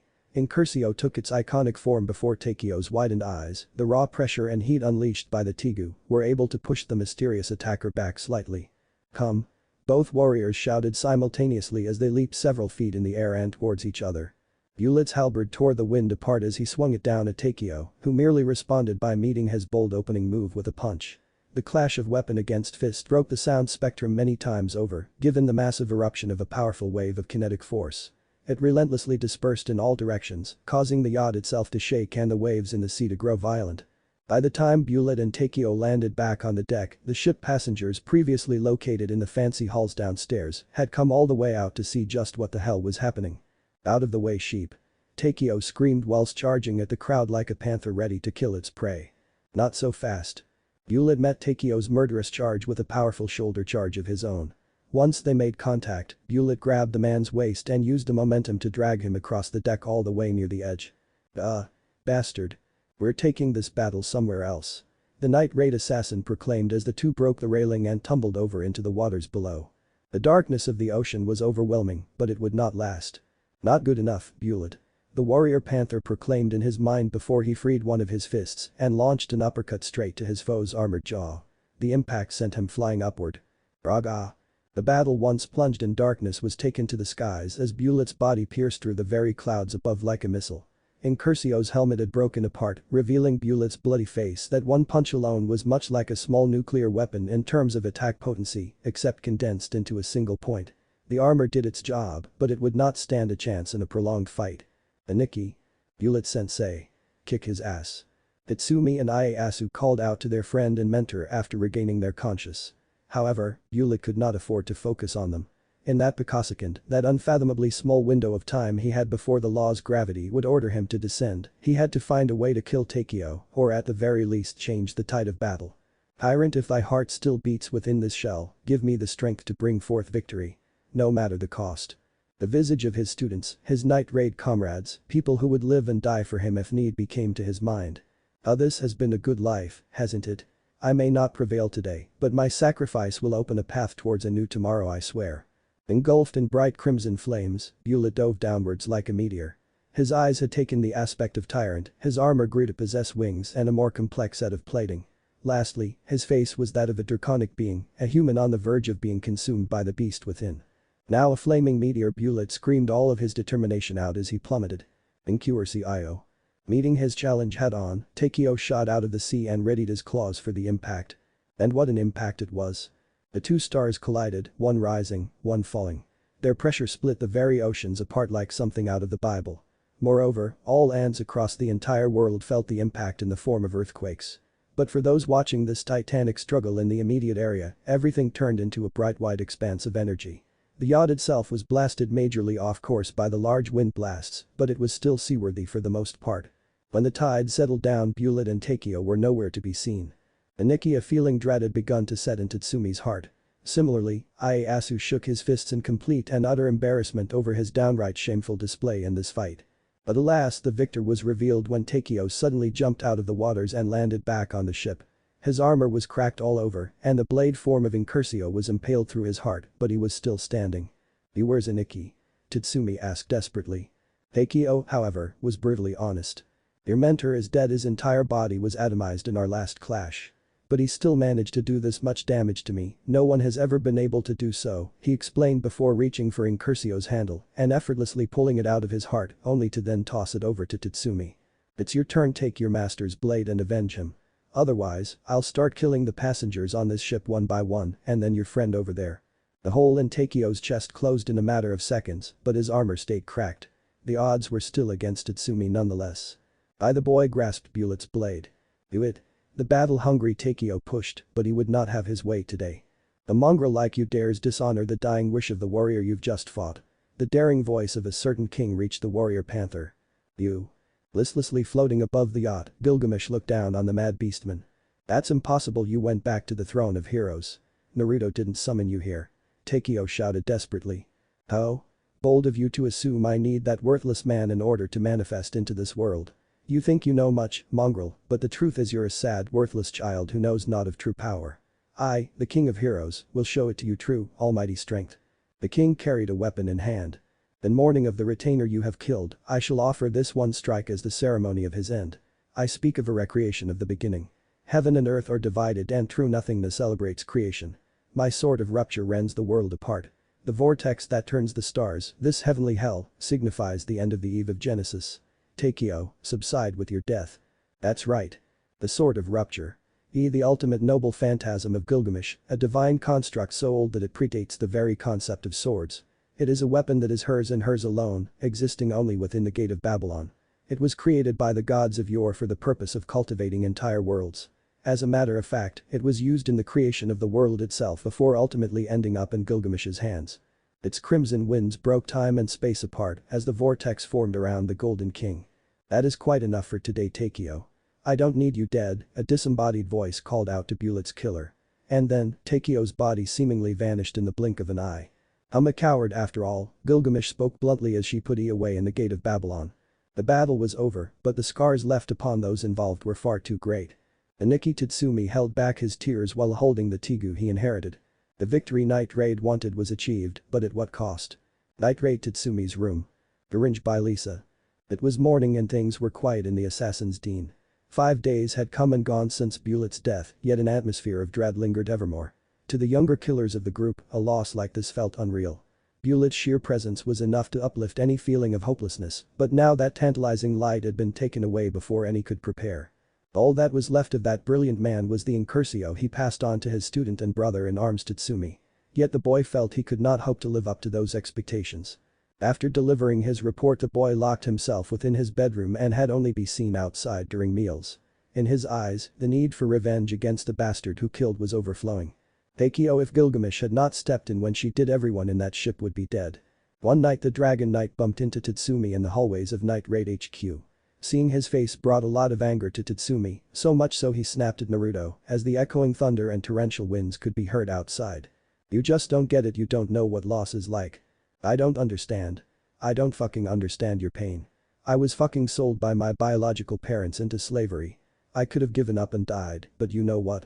That didn't happen. I didn't give up on hope, and that allowed me to break free from those chains. The only form of happiness I found was my adopted family, and I learned from them that I can't save everyone. You should learn that and control your emotions before you go acting all like a bitch.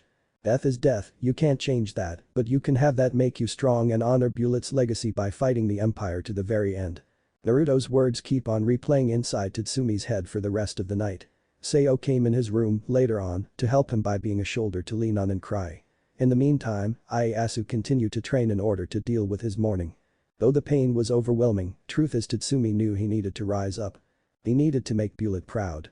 "No more," Tatsumi spoke to himself as he held the incursio blade. Imperial capital the following day. While everyone had their own way of dealing with the pain, Naruto was different. The knight liked to think things over by his lonesome, so he departed to the capital without telling anyone but his servants. The part of the knight couldn't help but blame himself in a way for Bulet's death. If one of his servants or himself were there, the outcome might have been different. Naruto sighed as he walked amidst a crowd of citizens. "It's hard and I hate feeling like I can't save everyone, but I understand that saving one life means losing another." Flashes of his past came to mind. The world he came from, he did not remember much of his first home, he was too young back then. However, he did recall that it was a large estate with a beautiful courtyard wherein his brother and sister would train daily to impress their father. Minato Namek is a ruthless leader hellbent on securing the future of his prestigious bloodline. All Naruto remembered of his father was that man's disgusted face whenever he saw his worthless son, a child born without chakra. Someone like that would get to live while a gentle soul like Bulet died so horrifically. That thought alone made Naruto clench his fists in anger. Amid that storm of thought, Naruto ran across a large gathering of people around a coliseum-like arena. Around the area, posters and advertisements for a martial arts tournament could be seen plastered across the walls as people poured inside the arena. The Dragon Knight smiled at this discovery like it was a heaven-sent gift. After all, to him, there was no better stress reliever than punching someone in the punch. Capital's Coliseum Tournament Arena. After a series of standard matches, the tournament was entering the final rounds of the first day, and the stands were packed to the brim. In contrast, a dissatisfied yawn could be heard from in the Imperial stands, where the Ice Queen herself resided. This tournament was no more than a cover-up for her quest to find a man worthy of her affection. So far not a single combatant had caught her attention. "How utterly uninteresting," Esdeath muttered in a bored tone whilst resting her chin on her fist. But that attitude was about to change. On the dueling grounds, a member of Esdeath's new squad, the Jaegers, a boy named Wave, announced the next match. "Okay, everyone. Time for the final match of the day," he announced before pointing to his left, in the east corner. "We have Calbi the Butcher." The crowd erupted in cheers as a massive dark-skinned man, at least 7 feet tall, who wore a bull mask walked into the arena. "And in the west corner, we have Naruto the Warden," Wave announced as Naruto slowly walked into the scene. People laughed at the enormous size difference between the two, but Naruto didn't seem to care at all. "Not gonna give up, huh? You little shit," Calbi taunted the Warden. "You should probably back out now while you have the chance, kid. Because I surely as fucking hell ain't gonna hold myself back from breaking you apart." Naruto just stood there silently with a deadpan expression. "Begin," Wave announced with a shout as the bell rang. However, the battle at hand would be short-lived. Like a lightning bolt crossing the skies, Naruto blitzed Calbi in an instant. Without showing any hint of mercy, he delivered a single devastating jab to the giant's face with enough force to knock him out cold. The whole crowd was left speechless as they watched the large man collapse onto the ground like a sack of potatoes. "Amazing has such power and skill, if he could take him down with ease," Run said in amazed. "That's it. The winner is Naruto the Warden." Wave declared whilst everyone roared for the silver-haired warden's victory. It was nothing, Naruto smiled from ear to ear. The triumph of victory was exhilarating. Little did the knight know that single smile would change everything. Esdeith's heart pounded rapidly in her chest and her cheeks burned a bright rosy. The Empire's most feared general clutched a hand over her thundering heart and slowly rose from her seat as she quietly observed him. "I found him," she stated. Immediately Esdeith made her way down the steps. In that time Naruto relished in his small victory, but he quickly turned to the stairs and saw the fierce general coming down to congratulate him, or so he thought. Naruto was it? Meaning Maelstrom, a fitting name. "Your match was flawless," Esdeith commented, standing a little over 3 steps away from Naruto. Thanks for the compliment," Naruto rubbed the back of his head. "And for that here's your reward," Esdeith said, reaching for something in her abundant cleavage. This made Naruto do a double take of the situation, but then he noticed that what she had in hand was a collar that she promptly placed around his neck. "Eh? From now on you belong to me, Naruto," Esdeith hushed in a seductive tone of voice. Now, there are far too many distractions here," Esdeith remarked as she began to drag Naruto out of the arena. "You're coming back to the palace with me." Wait a second. This wasn't. "I can't wait any longer," Esdeith put it bluntly before she delivered a swift chop onto Naruto's neck, surprising the young knight and catching him off guard. "What? My body," Naruto thought before falling unconscious in Esdeith's arms. "Don't worry my dear, we'll talk in my room." Imperial Palace Jaeger's HQ. Living room. As soon Naruto came to, he noticed that he was tied up in a chair and still had the collar around his neck like he was some sort of dog. The knight was in a large room and he could guess from the fancy furniture that it was located somewhere in the inner walls of the capital's imperial castle. Right now Esdeith was presenting him to the rest of the Jaegers. "And so, this young man will be our new backup member. His name is Naruto," Esdeith said. You just brought a random civilian in here. Just like that. Isn't that like a possible risk?" Bowles asked, rubbing the back of his head in confusion. Naruto rolled his eyes, still not liking the collar. "He'll have everything he could ever want here. He'll never want to leave," Esdeith spoke sweetly only to then gently caress Naruto's cheek. Naruto blushed a little as he felt the warmth of her hand. "I beg to differ," Naruto thought, keeping his cool. "And he's not only our backup member, Naruto is going to be my lover," Esdeith stated, shocking the young knight. Naruto's eyes widened, he couldn't believe what he just heard. Did the Ice Queen call him her lover? One of the Empire's most powerful generals calling him a lover. It was a shocking thing and reminded him of a certain golden ruler. "He's perfect, everything I could want in a man," Esdeith confessed. "If he's supposed to be your love, then why does he have a collar around his neck?" Wave pointed out the contradiction. "Because I like him," Esdeith replied nonchalantly, shrugging her shoulders. "I didn't want him to run away. So, I slapped it on him without really thinking," she added. Naruto's eyebrow twitched a little after hearing that. If you want a real lover and not a pet, then you might want to take that off," Run voiced his thoughts and chuckled nervously. Finally someone with a brain, Naruto thought. The Ice Queen placed a hand on her chin as if in deep contemplation. "I guess you're right." She began to remove the collar and chains very gently off of Naruto. "Forgive me, dear. I wasn't thinking straight," Esdeith apologized. Why is she so gentle to me? From what the rumors told me, she is the feared general that gives no mercy to anyone and bathes in blood. This just doesn't add up. Could she really be? No, I need to be sure first," Naruto thought as the Ice Queen finished untying him. "Well, we're on the subject of love. Have any of you been in a relationship or married before?" Esdeith asked, turning to the Jaegers. At her words, only one hand rose in the air and everyone was shocked by this because of who it was. "Bowles." Esdeith couldn't help but smile in amusement. "Is this true, Bowles?" she asked. "Yes. I've been married to my lovely wife for 6 years. She's such a wonderful person, I don't deserve her love." Bowles spoke in an embarrassed and emotional tone. Back with the knight, Naruto felt a tug on his leg which caused him to look down. There he saw some sort of white dog, standing on 2 paws. It was looking at the knight with its blacked out eyes. The dragon knight could guess from this dog's strange look that it was some sort of tegu. He had read about something like this beast in a book. It was named the Hekatonkers. Suddenly the dog tegu jumped onto the silver-haired knight's knees and began to crawl up. Naruto blinked a few times and guessed that the dog wanted him to pet him, which he did.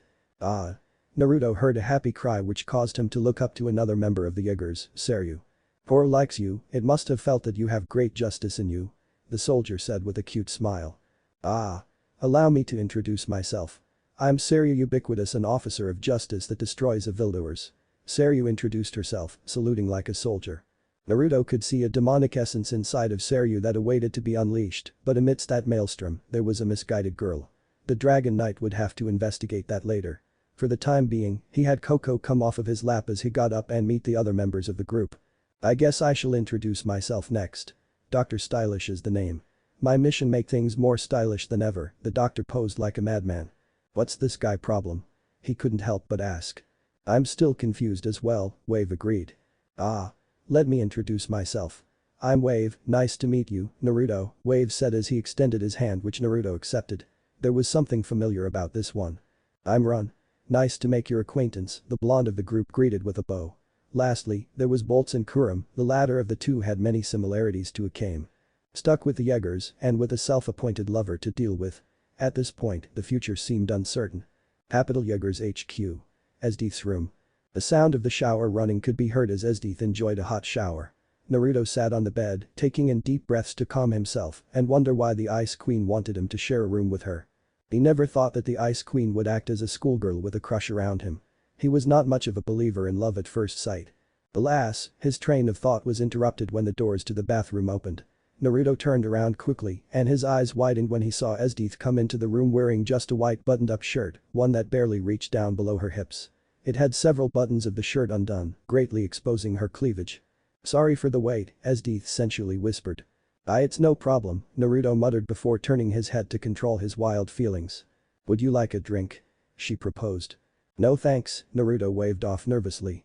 You are so cute, Esdeith mused only to then sit next to the knight on edge of the bed.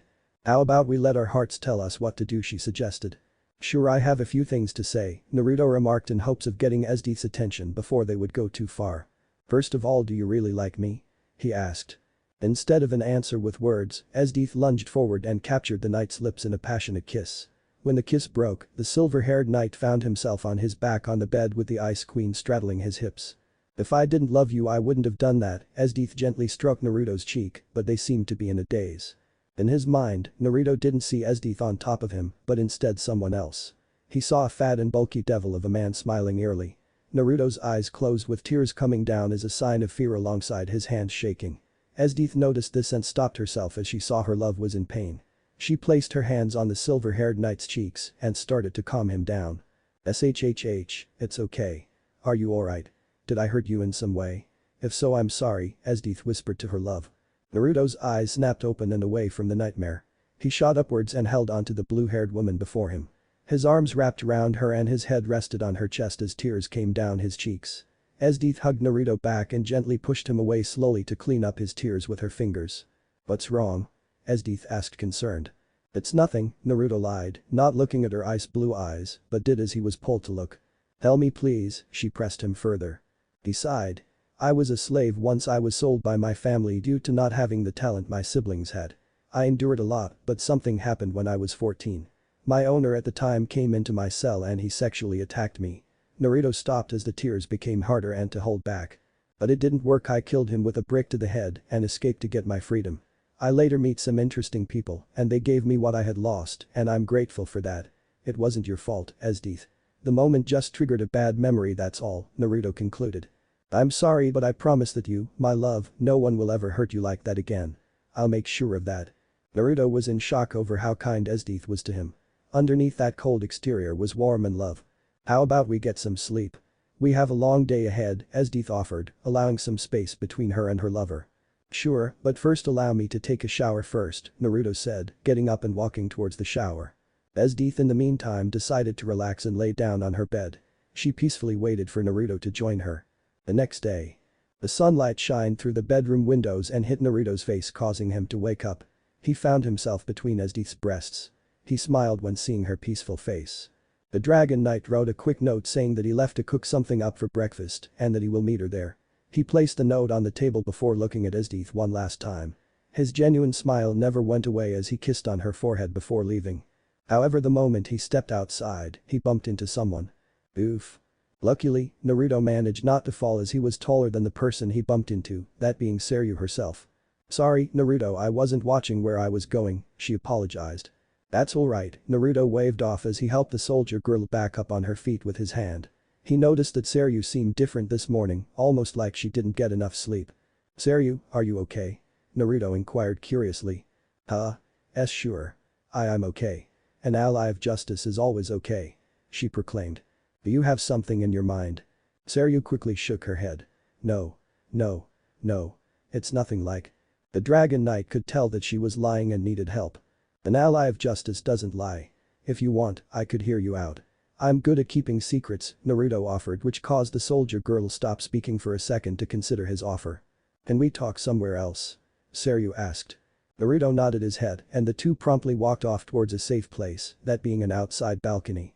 After checking and making sure nobody could see or hear them, they closed the door and started to talk. The Dragon Knight learned about Seryu, everything from her early life to how she lost her father, and about how she wanted to get justice for her captain, who died at the hands of Night Raid.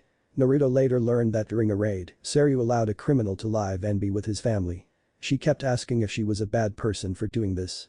The Silver Knight soon brought the soldier girl into a hug in hopes of calming her down. "Seryu, I don't think you're a bad person, just misguided one. You say that your father was killed and you want justice by killing anyone that is evil, right? That's not justice, that's vengeance, those are two different things. Justice is where law and order come first.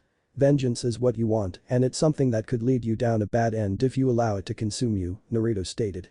"Thank you, Naruto," Seryu replied happily with tears coming streaming down her eyes. Unbeknownst to Naruto, this small act of kindness would pay off in the long run. Forest near Night Raid. A few days passed before the Dragon Knight finally managed to slip away unnoticed.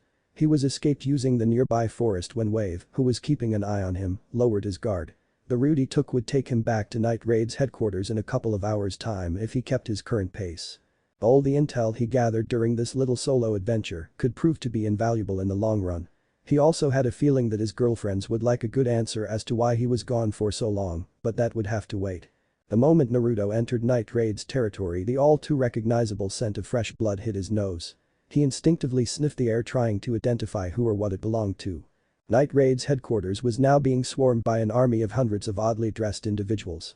The young knight couldn't help but worry for his friend's safety, which is why he dropped any pretense of subtlety and dashed into battle at lightning-fast speeds.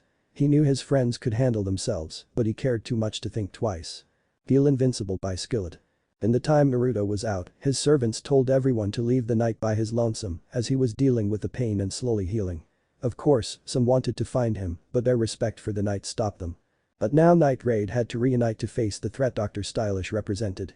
However, before Night Raid could make their stand, all of them were hit by a strong poison that stopped any muscle movement, causing a good number of them to collapse onto the ground. Leon was doing alright thanks to her Tigu, but she was fighting through the poison. Tatsumi was hanging on thanks to Incursio armor.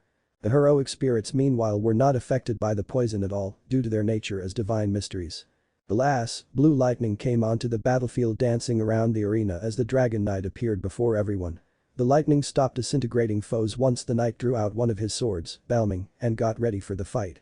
"Sorry I'm late," Naruto spoke up as he gripped his sword with both of his hands and waited for the enemies to make the first move.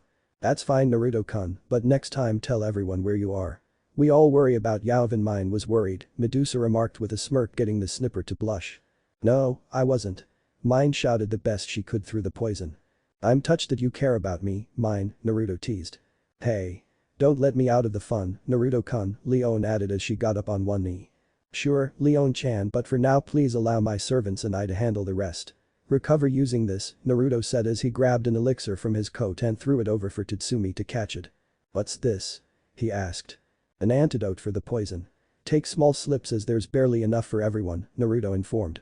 "While that is going on, you girls ready for some fun?" Naruto asked with a small smirk underneath his mask. "Damn straight," Mordred proclaimed as her helmet formed onto her head and her sword materialized through crimson lightning. At once, Scathach calmly spoke while summoning her red spears. "GRR." Fran nodded her head as she grabbed her mace, causing green lightning to spark outwards. "Yep, big brother Naruto." Jack happily said as she grabbed one of her knives. Musashi, Kanto, and Tomo likewise drew out their weapons. Medusa summoned her chains. Medea summoned her staff. Atalanta readied her bow by drawing it back with an arrow. "Medea and I will stay back and give you support, Naruto." Naruto merely nodded. Mordred and the Dragon Knight were the first to make their move by dashing forward with a trail of lightning following closely. Each strike of their blades cut down dozens of enemies into pieces. As the members of Night Raid finished up with the antidote and waited for the effects to kick in, the Dragon Knight had begun to ask himself where the doctor could be at. Stylish is probably hiding somewhere high to overlook the battlefield. Naruto looked at the mountainous ranges and smirked when he saw the doctor and 3 people with him. I got you now, Doc. At the same time, Stylish panicked when he saw Naruto among the heroic spirits who continued to decimate his army. Looks like I have no choice, the doctor remarked before injecting something into himself.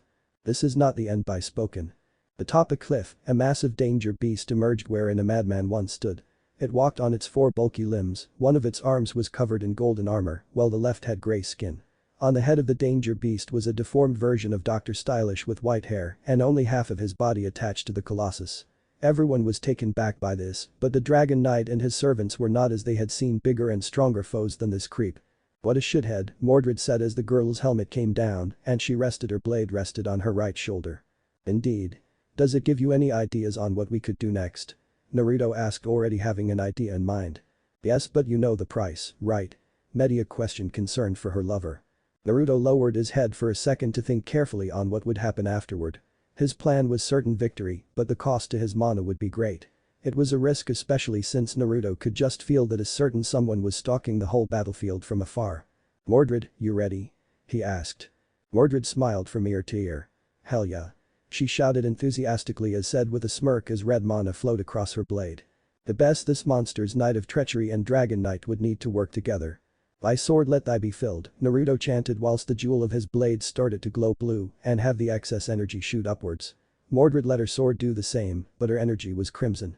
Dr. Stylish swung his massive claw hand at the mana-covered pair, but missed as the 2 quickly dodged and started flying towards their target, head of the beast himself. Clear it, Mordred chanted with her sword ready. Elming blood, Arthur. Naruto and Mordred shouted the name of their blades, simultaneously firing a powerful mana blast toward Stylish. The powerful beam of energy burned into the flesh of Dr. Stylish danger beast form, leaving no trace of him behind. Shortly afterward the pair went back to see Knight Raid and the other servants, but hiding in the trees, a familiar face awaited to come out. Naruto narrowed his eyes after seeing this warrior. Wow, you were amazing, Tatsumi, still awestruck, voiced his thoughts. Why thanks Tatsumi. However, the battle is not over yet, right Takeo? Naruto called out, getting everyone on guard as they saw the warrior panther jumping out of the trees and landing before them. The warrior panther was the same as the last time he met Knight Raid, but his armor had cracks on it and now carried a katana by his side, which was odd. He had claws on his hands and feet, so why rely on a sword now? Everyone was on guard and ready to attack as they knew how dangerous Takeo was from Tatsumi's report. No need for that. I don't want to bother myself with bugs. No, what I want is to fight the Dragon Knight I heard so much about. Takeo spoke in a bloodlusted tone. Very well, Takeo, we will have our fight, but not here. We need more space. Takeo smirked and then shrugged his shoulders, agreeing with the terms.